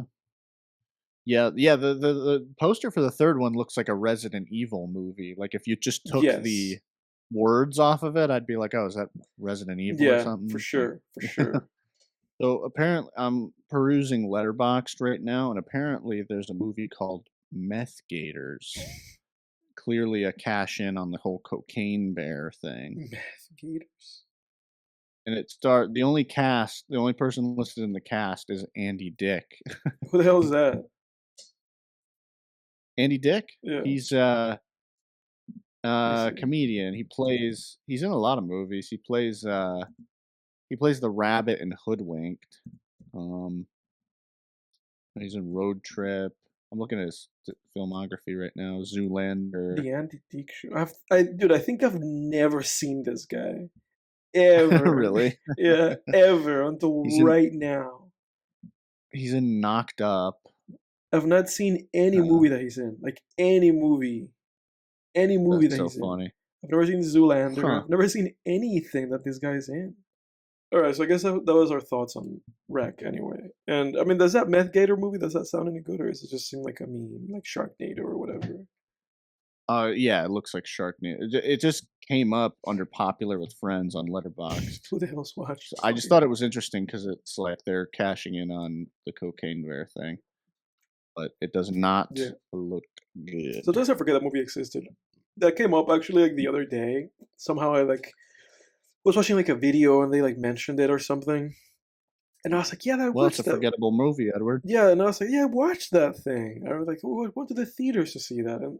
And the only scene I can remember is really that scene in the cabin, you know, where they kind of open the door and the bear's there, and like the only kind of spooky scene in that movie. I was like, oh, I remember that, you know. Yeah. Yeah, the whole movie takes place in the daytime. I was like, Yeah, screw you it's guys. pretty What the hell is stupid that they this? did that. And I remember the ending's terrible too for that movie. Uh, whatever. I think the movie was better than it needed. The movie was better than it had any right to anyway. I think I like it, but we enjoyed it. You know, I remember that it was like decent. And Ice Cube's Yeah, son is somewhat. in it, if I remember correctly. Oh, yeah. Could have been a lot It better, could have been a lot better, for but it also could sure. have been a lot worse. And it probably would have It been could like have. significantly better, like you said, if it was at least like during the nighttime. Yeah. Mm, Oh, yeah, for sure. mm. But there's something that I want to play with you, which is that you have to choose one. Okay, this is gonna be Alright. a slasher horror film. You know, like disqualification rounds where you have to choose Mm. one. You have to let go of the others. Okay, and I try to pair them in such a way where it was like significant. It kind of feels like you can pair these together. So I'm gonna test Alright, you. Edward. You know, You wanna play ball? yeah. Game. I want to see where your priorities lie for these movies, like what you think is and what you think isn't. So the first one in this versus, and again, you have to choose one. The other one just ceases to exist. Like you're Okay. saying, I'm keeping this one for humanity's sake. Okay. Yeah. Your first horror movie face off is Halloween 1978 versus Friday the 13th. Oh, Halloween 100%. Friday the 13th is bad, Yeah. and Halloween is a horror masterpiece. When you said Halloween, the original Halloween, I pretty much was like, yeah, I mean, Whatever. whatever Yeah, you anything put next else to it. is not stacking up. Yeah, yeah, yeah. I mean, most likely. But what Yeah. about what about you? I think I would choose original Halloween. It's funny because I Yeah. haven't seen that movie in forever. Like I remember we went to see like a print screening of it, and then the print like burnt. Which was good because everybody was ruining the Yeah, experience everybody was anyway. ruining it, and then it was just done. The screening was done, and we left. And since then, I have not seen Halloween. So, like, I saw it once before. I saw the burnt screening of it, and Mhm. then I've not seen it. So I don't have like a great recollection of it. I have seen Friday the 13th, like recent, like in recent, not recently, but in more recent memory than Halloween. And like you said, like I was like this is kind of ass. You know, it's very generic, just like a slasher. And those movies, Friday the 13th movies never really get good, but they get better with the second one, and then they get bad again. And Yeah, the second and third one are pretty good. yeah, Like they're not as good as Halloween, but no. they're pretty good. But yeah, that first one stinks, And man. but then they all become schlock. Like then they become like Jason in space, you know. And then they all just Right. become like schlock, just completely just like Mhm. BS. Um, I've never even watched, I've only Jason watched, I X. think, 1 through 3, Yeah, I've seen a but bunch of and them. I haven't watched, like, those other Dude, I've seen ones. a bunch of them. I've seen, like, clips from them. Yeah, Jason Takes Manhattan. like I've seen if there's like 20 Friday the 13th movies, I've probably seen like 15. Like I've seen a lot of them. And I've also seen like Mhm. the last one for like 2009. Like the last one that came out, I've seen that. I've actually seen that like a couple times. We gonna have time for recaps, by the way? Yeah, for sure. Yeah, we'll get through this. Okay, This is cool. not going to be very long. Alright, sweet. I only have a few matchups, but for your first round, Halloween wins, and I agree. Um, round two is going to be the Texas Chainsaw Massacre versus Child's Play, the first Chucky movie. Mm, uh, Texas Chainsaw Texas Massacre, I would Chainsaw. say. Yeah. Yeah. Yeah. Child's The Play's first good, Child's Play is pretty but good. You know, like it's pretty yeah, it good. is. It's definitely more fun. Yeah. Texas Chainsaw Massacre isn't fun. No. It's really it's not grotesque, it's not gory, but No. I mean, it's grotesque in other ways. Yeah, it is. What would you say? No, I agree with you. I feel like if we're taking it from the perspective of like which film has one, I guess like more cinematic value, right? There's some great shots in that movie. Yeah. And also which movie has added more, I guess, to the pantheon of horror, you know, which is like more revered, I would say, that it is Texas Chainsaw. I think on an average night, if you were like, hey, this or that, I think I would like to watch Child's Play though. Like on an average Yeah. night of just being like, hey, this is like the most fun and least disturbing that, you Yeah. know, but in like which one's the better movie? The Texas Chainsaw for sure. For sure. I think I Yeah. would choose Texas Chainsaw Texas too. Chain Yeah, okay, cool. Yeah, Texas Chainsaw too, it's really good with I know we can't do a tangent every time we do one of these, but I will say Texas Chainsaw is great with really making you feel like the main character's desperation to Yes. escape too. I Yeah. don't know if I've ever really like there's very few movies where I've really just been like, "Oh my god, like that invested in that Ugh, character's like shoes to like get out of there." that dinner table scene, with the That whole scene is family. Ugh, Dude, that scene's it's demented. I demand. still wanna see Texas Chainsaw 2 because Ugh, that one ugh, was made in the ugh. '80s, and it's like, it's like I've seen clips from it, and they make it into like it's like a horror comedy Really? basically, and it kind of looks interesting. No, that But seems messed up. I always remember like that weird old guy, that pasty looking yeah, like weird old man part of. That's yeah, and terrible. they give him that hammer, and they're like hit Hmm. her with, and he can't You even can't muster do any it. Yeah, it's strength. so disturbing. It's so disturbing. How did they? Oh my god. How did they do that? Why did they make that movie? Whatever. Uh, Texas Chainsaw wins. So now we have Hellraiser versus A Nightmare on Elm Street. Hellraiser, Yeah, it's like that, huh? 100%. Oh yeah. I mean, it's hard, but it's hard to kick Freddy out of there. But Pinhead wins this one. I mean, Hellraiser. I've said it before, but it's the greatest horror movie of all time Yeah, to me. yeah. So, what about Wow. you? Wow, that was an easy one for you. Like, I thought that one would kind of throw you for a loop because it was like, oh, No. Nightmare on Elm Street is a classic and it's so regarded. And I thought that would be the best pair because it's like both of them are kind of like this psychological, like almost like dreamscape, kind of horrors. But you were like very like, no, no, no, no, no, no, sir, no, no playing around. This is Hellraiser. Yeah.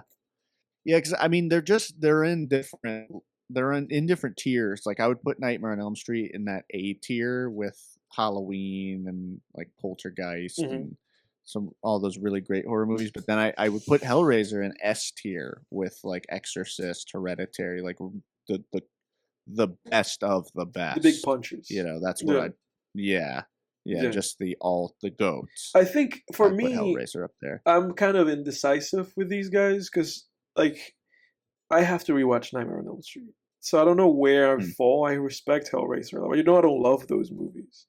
Mhm. So I would have to rewatch Nightmare on Elm Street to see where I side. For now, I'm gonna side with you, and I'm gonna go Hellraiser just because I think it's cooler and it inspired Berserk and shit. So that's pretty cool too. Like, I don't Yeah, really for love sure. Nightmare on Elm Street or anything, so I'm Mhm. gonna side with you with that one. Okay, so now we have a three-way fight face-off. So now we have Halloween versus Hellraiser versus Texas Chainsaw. Hellraiser still. Hellraiser, okay, and You so anything you put Hellraiser at, I'm gonna Hellraiser's say gonna come out on Hellraiser. top. Okay, Yeah, and so any then horror okay, movie so you put then it up to against. to Yeah, wrap up this face-off, probably. where Hellraiser comes out of the clear victor, what do you make out of Halloween and Texas Chainsaw for the second spot? Still Halloween. Yeah, Halloween. Halloween's better. Okay. Yeah, I think Halloween's better, and then I also think I just love Halloween more in terms of that Halloween spirit, the season. For sure. Texas Chainsaw Massacre, it's an okay one to watch in October, but it definitely is more of like a daytime. It takes place in the desert. It's Yeah. not really. It doesn't have that October Halloween feel, and Yeah. that I love, especially around this time of year. Yeah. And Halloween gets that over that movie as well for me. So yeah. All right. What about you? Um, I think out of those, like, I think if this is up to, like, if I was answering these questions, I think I probably would have ended up with Halloween at the top, and then Yeah. with like Hellraiser 2, and then with Texas Chainsaw 3, or Texas Chainsaw 2 and Halloween and Hellraiser 3. I probably would have been like, I Okay. would probably flip flop those two, but Halloween would be like tops for me out of this list of slashers, like these classic slashers, like Halloween will probably come out at the top for me for sure. Gotcha. Okay, you named 4 or 5 of them, right? So I would rank them. Yeah, Six. I can Hellraiser repeat them is for number you. Like, 1. so we have Hellraiser, Nightmare on Elm Street, Texas Chainsaw, Child's Play, Friday the 13th, Halloween. Oh, okay, yeah, Child's Play. Okay. So 1 Hellraiser, 2 Halloween, 3 Nightmare on Elm Street, Okay. 4 um You got Texas Chainsaw, uh Friday, and Child's Play. okay, yeah, 4 Texas Chainsaw, 5 Child's Play, That's 6 six. Friday the 13th. So Those yeah, are I think that's a ranking. pretty Those that's a are pretty slasher fair. rankings. Yeah, that's a fair Yeah. rating. I guess that's Jake's official Mm, slasher film, slasher classics ranked. I'm gonna bring this back. yeah. Um, Sorry, Ghostface, we left you yeah, we out. left you. We Even left though Scream Out. yeah, yeah. It's funny how Pinhead became a slasher because like those first 2 aren't slashers, but Yeah. I'll get to that actually because I watched 3 Really. last week. So yeah, but But I'm gonna bring this back for this month. I'm gonna pick different guys. Next time not slashers, but I'm gonna pick out like I love it. more horror films to do this kind of versus with. Like I find these kind of things really exciting. But that being said, Hell let's yeah. wind down the episode. Let's get into our recaps. What do you have, sir? All right, yeah. Yeah, so for movies, I watched last week, for the first time I watched Hellraiser 3, Hmm. Hell on Earth. What's really interesting about Hellraiser 1 and 2, and you've seen both of Yes, those, I have. you can probably attest to this. Those two would be a really great double feature in the sense that they're the tone, first of all, Hellraiser 2 takes place hours after the first one, and then the tone and style is seamless between those two despite being different directors. They Yes, both have the same exact feel. They just I mean, one transitions into 2 beautifully, and it almost is like 1 and 2 are like 2 same halves of movie. Yeah, one for sure, film for sure. almost. I agree with that. Yeah, and, not so much with 3, because I think the director of 2 was supposed to direct 3, and then he had some kind of falling out with, um, Harvey piece of shit Weinstein, Okay. and so he got replaced. I believe that's what happened. Um, so Hellraiser 3 got a different director, and that movie, I will say, what one thing I will say about Hellraiser 3 is if I were to come up with a list of horror movies that you wanna put on with a group of people that are like carnage fun horror, Hmm. and you're all just looking to have a good time and munch on some popcorn and laugh, I gotta say Hellraiser 3 is pretty far up there. Like, Yeah. it's up there with it's not quite up there. I think the best movie you could put on for that kind of environment is, like, Evil Dead. Nightmare on Elm Um Street 3 or something. Dream Warriors. Yeah, exactly. Yeah. Just those, like, carnage-filled horror movies that are fun to watch with a group. Like, I've Big. watched Evil Dead with a big group of people, and it's like it's a great experience, because Yeah. everybody's just going like, "Oh, oh, no, no, no. Oh my god. Yeah. Ah!" You Yeah. know? And I gotta say, Hellraiser 3, if you want one that you can do that, but also laugh at Hmm. because of the camp, then Hellraiser 3 is great. This movie makes little sense at times and no sense at other times. And it is it I haven't like I said, I haven't seen Friday the 13th, Jason Takes Manhattan, but I've seen I haven't clips seen that from one it, either. Yeah. from those later ones, and I think Hellraiser 3 seems to have the same tone and style as something like that, Okay. where it's this very urban, carnage-filled horror slasher film with the main slasher just wrecking, wreaking havoc in this urban environment. Um, but the plot's kind of interesting. You got like this, basically this pillar of souls. So it's this like big limestone like pillar with faces in it, and Pinhead's face is like at the center of it. And it's kind of like the first movie and the second movie, it takes the same rules with the blood magic, where if blood gets on it, it slowly starts to bring Pinhead back. So he sort of gets once he's able to kind of speak and open his eyes. You have Pinhead's face here, and he's able to open his eyes and kind of speak from this pillar, but he can't move. But he gets someone to basically bring him more blood and stuff. And there's I will say there are little moments of genius in this movie.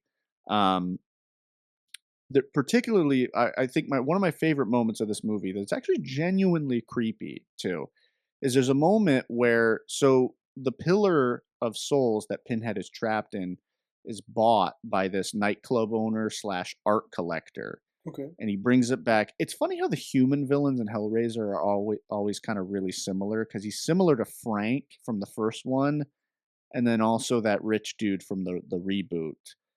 just Yes. this kind of like pervy asshole rich guy who is, is just like a piece of shit. Frank's not rich, but he's more like that. He's a lot like that villain in the remake. But so he brings it back. He brings that back and he puts that in his bedroom across from his bed. And so then later he brings a woman back to the bedroom and has sex with her. And as the moment he orgasms, it cuts to the pillar and Pinhead's eyes open and then like dart around the room a little bit. Mhm. And then once the guy's orgasm ends, they close. And I was like, that's interesting because it's like, the That's whole lore of interesting. Hellraiser. It's Yeah. about, sensation and pain and pleasure. And then just the way Pinhead's eyes open and flick back and forth, it reminded me a lot of Scooby-Doo, like when they're walking through a hallway and they'll walk by like a statue and then it cuts to the statue and the eyes like follow the gang. Like we've all seen those moments in different Scooby-Doo episodes. Mhm. It kind of looked like that. So I kind of liked it. But Hellraiser 3, ridiculous, stupid. It's got the most Pinhead in it though, out of I think all of them probably. Hmm. It's got the That's most the one where they go Pinhead, like, and "This guy's the star of the show." yeah, absolutely. That's when he became their star, their Jason. Yeah. What's interesting is because of what happens in the second movie, in the third movie, Pinhead's two sides are split. So his Cenobite side and his human side are now split. So Doug Bradley is actually playing two characters. He's playing Pinhead's human self and the Cenobite self. And because his Cenobite self is detached from his human side, he's much more evil and he's not bound by rules. So he actually almost becomes like more Freddy Krueger esque. And I've heard the fandom call him in this movie Punhead because he makes like puns and little like one liners. Mhm. So he becomes like a little Freddy ish in this one. Um, my favorite line, one of his one liners from the movie is when he's still in that pillar, he shoots a bunch of those chained hooks out and snatches the chick that the nightclub owner was sleeping with, and he skins her, flays her alive, and then sucks Mhm. her into the pillar and like consumes her basically. And then the nightclub owner is like catching his breath and just trying to take in what just happened. And then he says, Jesus Christ. And then Pinhead goes, not quite. Uh-huh. Of And I course he thought that was does. a little, yeah, that was a little clever Of moment. course. Yeah. But yeah, Hellraiser 3, ridiculous, but over the top fun. If you want something similar to, you know, just a fun, dumb slasher, it's not a bad choice. Yeah. Um, and then I It does watched, sound fun. yeah, I still have to finish it, but on my plane ride back, because the plane ride ended before I was able to finish it, but I watched Spike Lee's Inside Man. Oh, I wanna Um, watch that movie. That's on my to watch list. yeah, with Denzel Washington. Mhm. I was just trying to find stuff on Netflix because Netflix's choices are very slim these days. Like Yeah. it's mostly Netflix original content. Yeah, everything's split off. So Everything now is just its own thing. exactly. So I'm in the airport like trying to find a movie to download real quick off Netflix for the plane ride. So I selected that one. I was like, oh, this looks pretty good, kind of Heat esque. Mhm. Spike Lee's a weird director, Yeah, dude. it's weird. His movies are weird. Yeah. Like the movie it's good. It's pretty good. It's no Heat, Yeah. but it's pretty good. But it's really disjointed, and like a lot of the humor is out of pocket, Mhm. and sometimes the score doesn't feel right for the scene. Yeah, Like Spike's that's a weird. big I thing with struggle with him. Spike after he made that Old Boy remake, but Yeah. yeah. Yeah, he's not like a consistently great director, I No. don't think. I think No. like Black Klansman's awesome. I Mhm. love Black Klansman. Do the Right Thing's great. Yeah. Um I told you the Malcolm I X don't know. movie's great, although, that's, that movie's, like, an acquired taste, like, you could hate that movie for all I know, I don't know. Yeah, I do need to watch that one. Yeah. Um but yeah, Inside Man is a Spike Lee joint. Denzel's awesome in it. Of You know, course he is. That's he never, yeah, yeah, it's Denzel. it's He's Denzel. great as the robbery homicide detective, who's handling the hostage situation with the bank robbers. I will say, as somebody who a couple months ago I actually read a book about negotiation and written by an FBI hostage negotiator. I will say it's not very true to life. He's a really, if he were a real hostage negotiator, they would remove him from his position Yeah, I was within like, get 5 this guy minutes. out of here. Lie on his Yeah, resume. yeah, I get Yeah. that it's a movie, but I will say, like, I do think realism in cinema is in storytelling in general, can be done in a still interesting way. Um, and then the guy from Children of Men plays the bank robber, Mm, and he's pretty good.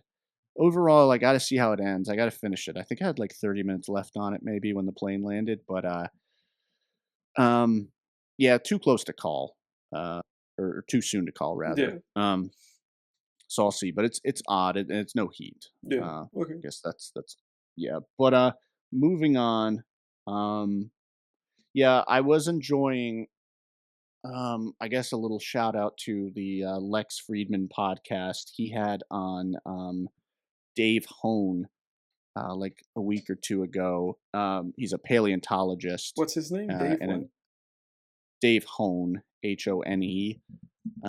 He's a paleontologist who specializes in studying Tyrannosaurus Rex. You know, obviously the most famous dinosaur. I read his book last year, The Tyrannosaur Chronicles, where he just really goes through like the evolution of T Rex and its relatives. You know, what their behavior might have been like, um, how fast they were likely able to run. Um, you know, their diet, just all this like really super interesting stuff that if you're interested in biology, zoology, or dinosaurs, I would highly recommend checking out. But I would highly recommend the podcast because, yeah, he really just goes into depth about Tyrannosaurus Rex and all that stuff I just mentioned. And you know, and but dinosaur science is constantly changing, so I'm sure he some of the stuff in his book is already dated because there's papers, new research constantly coming out. But yeah, that was a great podcast. So if you have any interest in that topic, I would take a listen to that. I really enjoyed that.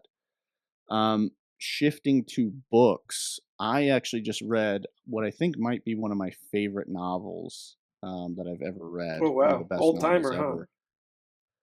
Yeah, it was a novel called The Quiet Tenant. It was a psychological thriller novel written by Clemence. What was her name? Shit. Let me see. The quiet Clemence tenant. Michallon. She's a French gal. Um, and this novel, it involves basically it centers around a woman who has been. It's similar to that movie Room, where she's been the captive of a serial killer Hmm. for I think at this point it's like 5 years. She's just been kept in his shed basically. Um, and the serial killer has a daughter who I think is like 12 or something, 13, and he's like a town hero. Like people in the town just love him, you know, he has this whole facade. And basically his at the beginning of the novel, his wife has died of cancer, and so he's really obsessively wanting to keep control of the protagonist. And the protagonist, she has sort of figured out all the ways to keep him from killing her. You know, just all the behaviors she needs to exhibit to make him still feel in control and everything. So, long story short, he basically moves her in with him and his daughter because they have to move houses. Hmm. And he tells his daughter that she's just a tenant, you know. Um, and what's so it takes the book has 3 points of view. It's the main character who I mentioned, the captive woman, the daughter, and then a third woman who is just a woman in town who has a huge crush Hmm. on the serial killer, who obviously she doesn't know he's a serial killer, Yeah. who is starting to become romantically involved with him. So you have basically the Three points of women. views Yeah. of the three women in his life, essentially. Um, what's really fascinating with the protagonist is, and what I think the author did super effectively is really get you in that mindset of someone who is just kind of broken, you know, because there's plenty of moments where She could she could escape. escape, Yeah. you know, and a lot of the book is her slowly starting to gain that confidence and back her sense of self and gain a lot of the book is her slowly realizing that this guy doesn't have as much power as he tries to say he does. You know, like he tells her there's cameras all over the house, right? But at one point in the book, something happens at the house and he should absolutely come home and say something about, and he says nothing. So she realizes there's no fucking cameras. Hmm. And then, it's stuff like that where she slowly starts to realize that, like, hang on a second, like my life's not over. I can get out of this, you know. I thought the author did a great job with that because it's very believable. I mean, if you look at these horrifying real life cases, that's how it is. Some victims are further gone than that, where they develop Stockholm syndrome and don't even want to leave. Hmm. You know, um, fascinating novel. It was excellent, nail biting thriller. Funny bit of trivia: Clemence Michallon, the author, her day job, she's a journalist, and she was actually the woman who interviewed Liam Neeson during the infamous uh, comments that he made about. It was when he was promoting Cold Pursuit, and he was talking about how he went on when he was younger. He went on like this revenge war path. Um, I don't know if you remember that, I but don't like remember. Liam Neeson almost got canceled over it. Oh, really? I But mean, anyway, she was the one who it was like interviewed him. huge. She was the one who was interviewing That's him, who did that fascinating. interview. Yeah. Yeah, yeah. So I thought that was interesting. I was like, "Huh, That's that's really that's weird." fascinating. Yeah. Yeah. But excellent book, 10 out of 10. It All was right. incredible. I loved it. Absolutely loved it. It was like one of the best thrillers I've ever read. Could not put it down. Wow. Um, yeah, and then finally, I guess oh, I forgot to mention movie-wise, but I'll just mention it real quick. I didn't finish it, but the other night, um, my uncle and I had gotten back from the Adirondacks, and it was like 10 at night, and we're just kind of winding down. But I was like, let's just find something to put on real quick. And we put on Happy Gilmore 2. Oh, And yeah, we watched like half of it, and we both were like falling asleep. So I was just like, yeah, let's just call it a night. But yeah, let, I'll say this: there's a moment when Happy opens his locker and he says, "All right, I got my Tums here. I've got my Colgate. I've got my," and he's just listing all these brands, yeah. Oh my and I'm like, God. "This is fucking," I'm like, "This is fucking brand placement," Yeah. and he's just naming them as he's picking up what he's got in his Oh my locker, God, and I'm dude. like, "This is shite. Oh my God. How It's it's bad." Adam Sandler's such a weird guy because he does stuff I like know. that, and then on the other hand, he does stuff like uncut gems, and it's like, who are you, man? Like you're either the biggest like no soul sellout in the planet, or you're like an actual like actor and an artist. Like which one is it, bro? I know. I know, Oh dude. I God, that don't sounds know. terrible, dude. It was, yeah, it's so bad. It's so poorly written. It really, and then there's like all these little cuts to like the from scenes to scenes from the original Of movie, course, like as the character's nostalgia remembering pandering. something. Yeah, And I'm like, I just missed the first movie. It just makes you want to watch the first movie. yeah. You're like, man, that was so much better than this garbage. Um, yeah.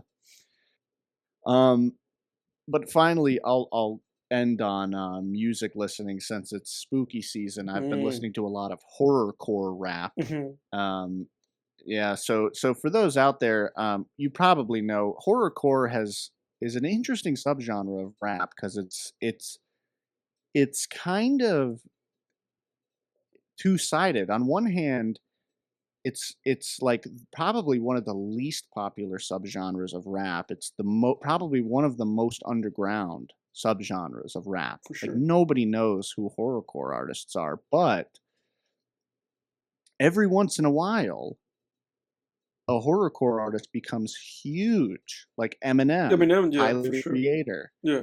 You know, Tech Nine, he's underground, but he sells out 80,000 person show or 40,000 person shows. Mm. So, he has this huge underground empire that's like as almost as big and profitable as the major labels. I believe he's consistently listed as one of the highest earning rappers each year. Yeah. Um, so you have these huge names sometimes, even like Hobson. I mean, he was a pretty big name. Hobson. Um, yeah, yeah. Edward really loves Hobson, Hobson's music. Anyway, so I've been listening to some diving into some horrorcore. So a few albums that I've been listening to, Gravediggaz. They have an album. They're a '90s horrorcore group. Their album 6 Feet Deep um, is really good. Funny enough, Rob Ager. This is like one of his favorite musical albums ever. Really? Yeah, yeah. And I can see why. The storytelling's really interesting. There's a lot of great skits on the album. There's some amazing beats on the album.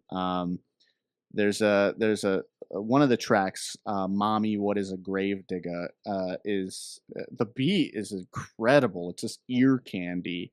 And then the title track sounds like something cooked up in a haunted bayou tavern. Like it sounds like you're in a.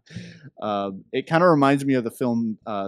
I actually mentioned this earlier, the Italian horror film The Beyond, which Mhm. actually takes place in New Orleans.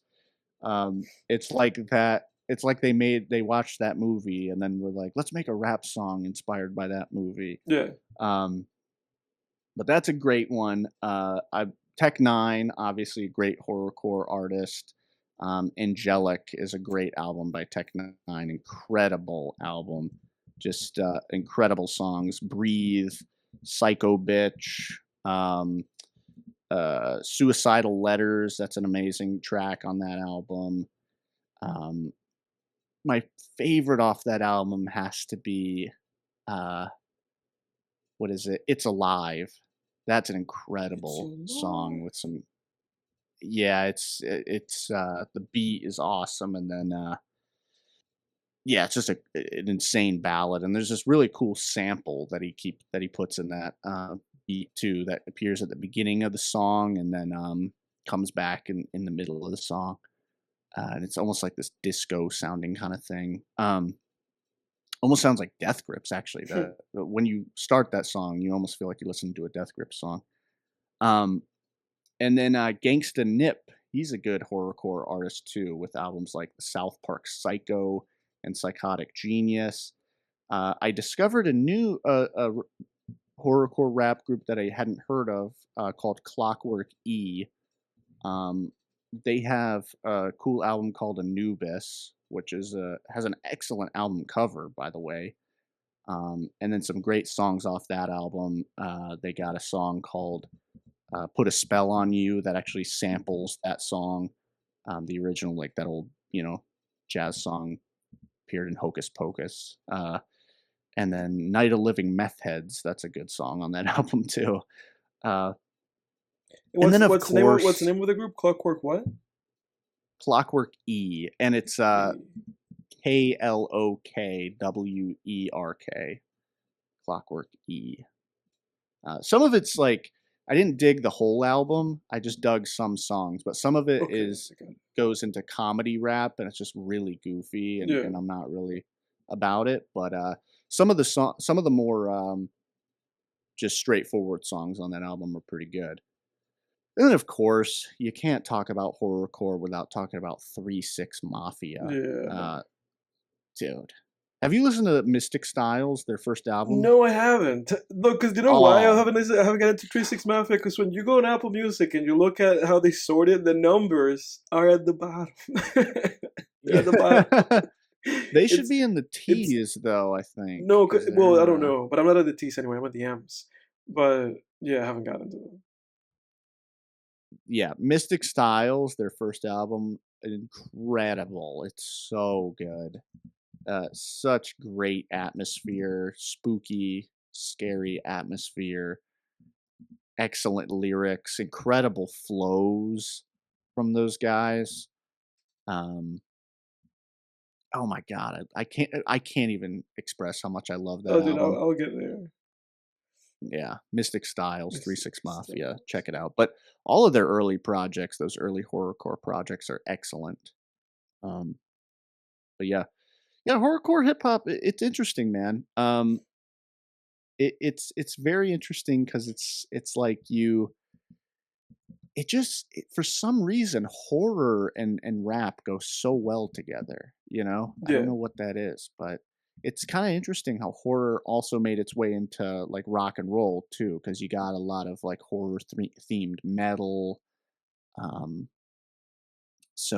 yeah, I don't know, man. I gotta love it. For some I reason, love it's it. funny that Ganksta nib is spelled with a K. It's Ganksta and then an N-I-P. Gank. Yeah, I know, right? Yeah, yeah. Okay. Yeah, I like All I right, like you sir. I like finding which albums did you listen by Ganksta nib to again, by the way? Oh yeah, the South Park Psycho South and Park Psycho. Psychotic Genius. Psychotic Genius. All right, got him. Okay, great. Dude, I'll be listening. I'll try. Hey, whatever you put in your playlist, I'll listen to anyway. Like your horrorcore playlist for the month of Halloween. But Oh hell yeah. um, I might not go out of my way to listen to these guys because I'm stuck. I'm stuck. Rick, I'm stuck. I'm in the Well, if you M's. listen to that Halloween rap mix I sent you, it should at least Have give you some a of little those guys. sample. Yeah, Some guys that maybe you'll want to check out later. yeah, yeah. Anything that's like really sparks my interest, I'll add them to the alphabet of albums. Hell yeah. Talk about alphabet of albums. For me, what I have been doing is listening, and those albums are in the M's still. I listened to one McGee, Mk.gee, Oh yeah. McGee. I listened to him. My youngest sister really loves Mk.gee. She recommended him, so that's actually why I listened to That's him because right. she was like, "Oh, listen to him." I was Yeah. like, "Okay." But I listened to his album Two Star in the Dream Police. Now McGee is kind of like a bedroom lo-fi, I would say, like rock and R&B guy.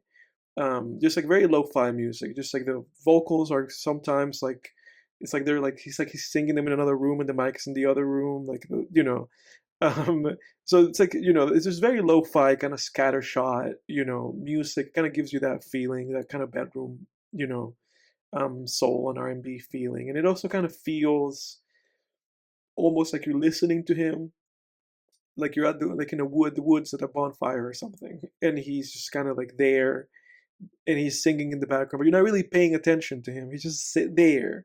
It's like, oh, who invited this guy? And it's like, oh, he's just here. He's friends with that guy, and he's here and he's singing. That's a great way to describe And that. sometimes you tune into him and you're like, oh man, this guy's like really onto something. And then you go like, all right, whatever. And then you go back to what you were doing, but every now and then he catches you. And that's exactly how I feel about this album. It's 33 minutes. He actually has like critical acclaim from this album. So like people are, it was very well received and people are like really digging what he's doing. From what I understand, he also like has main production credits on the new Justin Bieber album. So he's got a pulse on R&B and like on that sound right now. So much so that people like really want to work with him. But again, I dug him, and how I describe this album is like really the best way that I can describe it. And if that sounds enjoyable to you, basically more or less kind of ambient, lo-fi R&B rock, then go and check him out. Because again, every now and then he catches you, he catches your ear. Um, it's 33 minutes long, the album, and the songs that I liked the most were song number 3, Are You Looking Up? and then song number 9, Alessis. I liked those two songs the best. And that's Mk.gee. On the other end, I listened to some gangster rap, not horrorcore, but some classic boom bap 90s gangsta hardcore East Coast. Mobb Deep. I Oh listened, yeah, I yes. listened to Mobb Deep. I listened to the Infamous, which is their 1995 album, and I listened to Hell on Earth, which is their follow-up 1996 album. I really loved Mobb Deep. I thought both of these albums were great. I love their delivery. I love their production choices. I love the boom bap of it all. There's really no room to complain. Like just listen to those albums; they're classics for a reason. And I really dug them, especially Shook Ones on the first album. You know, Shook Ones is like the standout on that first album. Cradle to the Grave is also great. You know, I mean, it's just there. Like they're just like putting it up. You know, they're just like we're the tough guys. You know, it's tough guy rap. Um, Oh yeah. Survival of the Fittest. You know, those three songs I think. Survival of the Fittest, Cradle to the Grave, Right Back at You too with Ghostface Killer and Raekwon, and Shook Ones. I think those were the ones that I really loved like the most, and also Party Over with Big Noid. I thought was pretty good. Um, Ain't no such things as halfway crooks. yes, yeah, great classic album, classic songs, and then Hell on Earth. It's just a follow up. You know, it feels like they never left. It just feels like 14 more songs with the exact same guys and the exact same mood, and they're still playing at the top of their game. From this one, I really liked Drop a Gem on Them. I thought was really good. I liked Extortion with Method Man. That's really just because I love Method Man's voice. I really liked that song.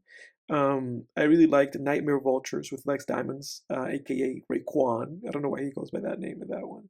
I liked God Part 2, and I liked Hell on Earth Frontlines. Those are my favorite ones. Lines. Yeah. Mm-hmm. But both of those great classic boom bap gangster rap 90s hip hop. Did you mention the start of your ending off of the Infamous? No, I didn't. No, I liked it, but That's a good one. but it I like didn't. that It one. didn't like you know. It wasn't one of the most memorable ones for me. Gotcha. I like that one. Yeah, but Okay. I recommend it. Cool. It's Mobb Deep, so they're staying. And Mk.gee's also staying in my albums because I thought it was pretty good, regardless of if maybe regardless if it came across as a little dismissive, but I said I did like him. And for those listening, any album that I think is like at least a 7 or a strong 6, you know, it'll stay. I'll keep them in my albums. So those two Mobb Deep Nice. albums stay. The Mk.gee album stays. Um, then I listened to Monsta Island Czars, the Yes. 2003 Escape from Monsta Island album from the hip hop supergroup consisting of a bunch of dudes, one of them being MF Doom and MF Grimm. Um, I, dude, I got to this album and I was like, "What is this? Why is this here?" You know, and then immediately I was like, "Oh, Monster Island must be some MF Doom thing that I added." And then at some Yeah. point, like halfway through, I was like, "I think Jake told me to listen to this." Like, did you tell me to Yeah. listen to this? Probably, yeah. I really love the title track, "Escape from Monsta Escape from Monster Isle." Island. Yeah. Um, Yeah. but I found myself, you know, because I usually like when I listen to these albums, I will listen to it for like a day, you know, and that's all I'll listen to. Like for a whole day, I'll listen to the album, and then the next day, I'm like, I'm done, and I'll listen to something else. But for this album, I listened to it the whole day, 20 tracks, 59 minutes. Funnily enough, they met like Doom. It's like a part of why this group exists, but he only has one track in this album, if I'm not mistaken. And that was one of the most enjoyable ones. But again, like you know, like halfway through this album, I was like, why am I listening to this? I was like, how did I get here? How did I get to Monster Island SARS? Because the thing is that I don't like. I love MF Doom, but every MF Doom adjacent musical act, I don't like them. You know, Really? You don't like like Grimm? I like Grimm. I don't like Sarface. You know, like I don't like any of these guys that are making this like comic book like rap stuff. I don't like any of them. And I've listened to a Interesting. lot of them. You know, I've listened to a lot of these guys.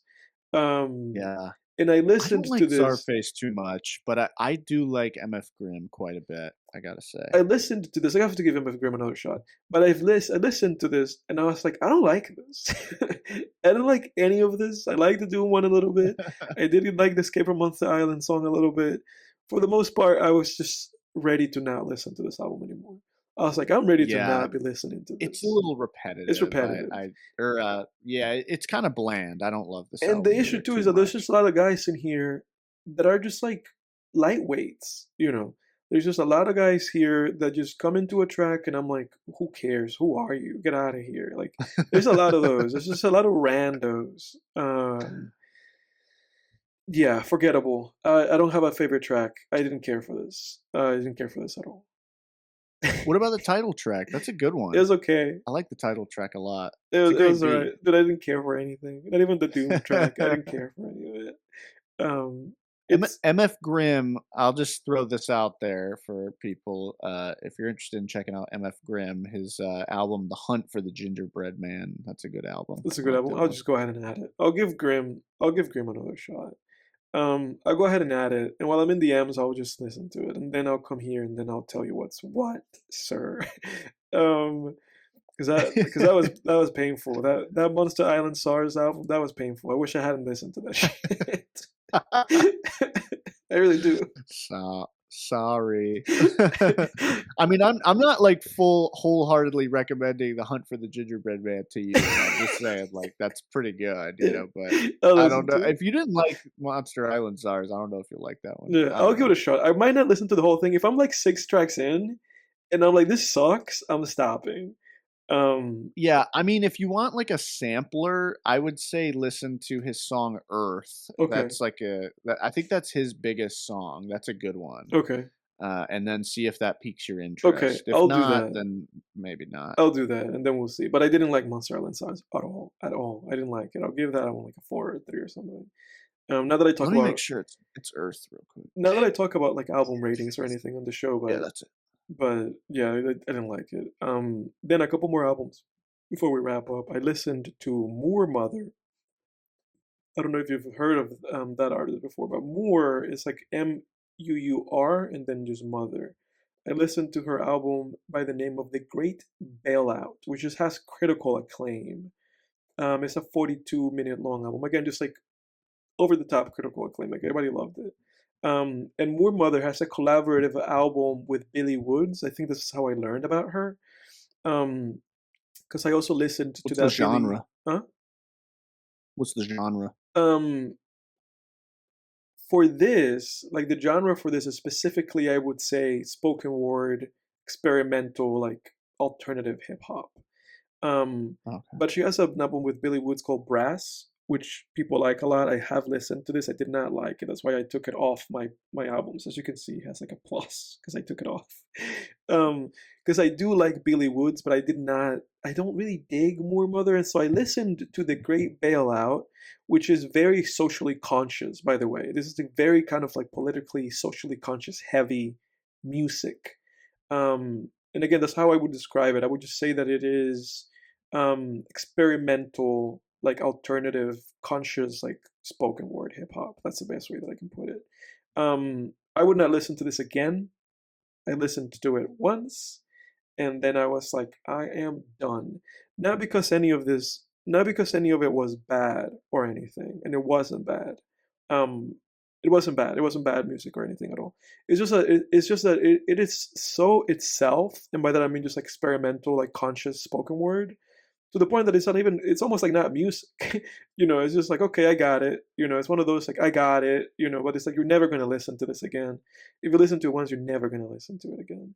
Um, so I was like, okay, I'm done, and that's my thought on that album. I'm gonna take it off my albums to it. I'm not. I'm probably never listening to that album again. Um, which I think, Interesting. I have a I like a few songs by Billy Woods. yeah. Well, but it's not a Like he Billy has a Woods song thing. called It's a yeah. Moor Mother thing because I do like Billy Woods. Um, He's on there with her. You said no, he's right? not on there. He made an album with her in the past, Oh, like okay. 5 years ago. They have a collaborative album called Brass. Got But this got it. album Got it. is her album from last year, and he's not on it. Okay. And again, I wouldn't listen to that thing again. It's just unless you want to listen to spoken word like conscious hip hop, be my guest. I don't know. I don't. I didn't like it. Um, Probably not. and then to close this out, I listened to Mos Def, the iconic Mos Def. I think his name's Hakim Bey. Is that his real name? Hakim Bey, something like that. Yassine Bey, I Jassim. believe. That's right, Jassim Bey, as he's known now because he stopped going by Mos Def. That's why they put it Jassim Bey on the Kids See Ghost, Kids See Ghost sometimes feature that he has. But I listened to his two albums that he has on Apple Music, which is Black on Both Sides and 2004's The New Danger. Black on Both Sides, 1999. Black on Both Sides, again, also like a critically acclaimed, like very critically acclaimed hip hop album. Like every music rating platform has this album as like a 9 or a 10. Um, East Coast conscientious hip hop. And I will say that I did like this, but I will also say that I don't think it's like great or anything like that. Mos Def is a great rapper, and he also has a great ear for production. A lot of these songs have just like great beats, great production, or some great samples. My favorite songs off of Black on Both Sides are Miss Fat Booty and You Am I Says, and also, let me see, Know That, Brooklyn, and May December, and Mathematics. And also Mr. N with Q-tips. I liked all of those. What I will say, and what I think keeps this album from being actually great, it's a long ass album, it's an hour and 12 minutes, it's 17 songs. What I believe keeps this album from actually, I feel like, being great is the fact that Mos Def is not a hooks artist. And by that I mean that despite how great he raps, the man cannot write the man cannot write like a chorus or like a catchy hook. Nothing about these songs, other than the production of Mos Def's rapping, you're like at no point in these songs, except for maybe like a few of them, especially the ones that I mentioned, was I ever like oh that's catchy or that's a great hook. Oh I can't wait to listen to that again. No, Mos Def's singing voice at this point in his career was terrible. So a lot of the time, he'll be rapping over like a nice beat, and then he'll get to the hook, and his hook is just gonna be him saying like, "I like rock and roll. I like rock and roll," and you're like, I don't know, I don't think so, a lot of that. Just terrible hooks, just terrible choruses. Um, Whatever, and then the New Danger is not even like a hip hop album in that sense. It's kind of like a mix of like hip hop and rock and like blues, jazz. And a lot of songs are just completely just like blues riffing. And I liked that about it. Blue Black Jack, I thought was pretty good. Sunshine, and then Close Edge. He gets rappy like towards the second half of the album. And it's funny because The New Danger actually has mixed reviews. And funnily enough, because of how it plays with like blues and jazz, I enjoyed it more than Black on Both Sides. But whenever he does anything rock related on The New Danger, it's like ear hurtingly bad. And I think that's why it has the mixed reviews. Because he also does some rock stuff here, and it's terrible. Because Mos Def's approach to rock is like a guy that only heard rock once, and the only rock that he heard was like some kind of punk band, and then he was like rock socks because I only heard that one rock band, and then that's what he's kind of imitating or like trying to do. It's terrible. Um, but the blues and the jazz is Like like sounds like Lil Wayne's rock exactly, album. yeah, or like some exactly. But the blues and the jazz stuff, he obviously has a lot of like skin in that game, obviously, and he makes it work really well. Which again, That's that's what I cool. think it has mixed reviews. I'm gonna keep both albums on my albums list, but um, again, I think Mos Def is just. I feel about because people talk about Andre 3000 and about how great he is, and the great thing about Andrew was that not only was Andrew just like an incredible, like all time great rapper, but he's also an incredible hooks writer. Like obviously the song Hey Ya speaks for itself, Hmm. And I feel like Mos Def is Andrew 3000 without the 3000. He's just the rapper, You know, he's not ahead of his time. He's not writing great hooks. You know, Mos Def is just a great rapper. And it's funny because I think that's why anytime he's like featured on something, he's a clear standout of that something. But on his own albums, he's not the greatest. Like he's not a good one man show. That's my opinion. You know, because he doesn't put together like great like songs. But he's a great rapper. Gotcha. So that's it's Mos Def. I gotta check out Most Def because I only know like a couple songs by him. I Yeah, gotta actually dive into his work. yeah, A lot of things you've said, especially particularly the things about the blues and jazz yeah. incorporations, It's exciting. definitely piqued my interest. Yeah, yeah. So I recommend him. Like I would say like go and listen to him and then tell me like what you think. But that was my thought. It was just my thought was just that it's like the songs are really long and there's nothing that you're looking forward to. It's like great, you're rapping great, Most Def, but then when you get to that like okay now it's the chorus and the chorus sucks, it just feels like you're eating too much like rice. And there you don't have Oh yeah, anything like juicy. There's no like nice like meat or it just feels too it's just too much. Um makes but sense. yeah. But that's it, everybody. That's this week. I hope everybody enjoyed. Jake, what do you have for next week? To play us out, what does that Yeah. mean? Play us out to end the To show? end the show, end the show. Yeah. Mhm. All right, go. So I have for next week as part of my little spooky season project here is to take us through the different ages of That's right. horror, I'm kind of the excited. different. Yeah. So to as a quick recap, the way I categorize horror in terms of the ages of horror, you got like your 30s and 40s, your universal monsters kind of age. You got your Vincent Price age in the 50s and 60s, also with things like Hitchcock's Psycho, and then Night of the Living Dead, things like that. Then you've got your 70s and 80s age where the slashers on genre ramped up, and but then you also had a lot of other things like Poltergeist and you know all these all these other different things outside of slashers as well. And then you got kind of 90s to the modern age. Though that's how my brain sort of separates horror. But I'm going to be bouncing around. I'm not going in order. So I want to do an 80s horror film that I have heard Hmm. scared the shit out of a lot of people. Scared the absolute shit out of a lot of people. Okay.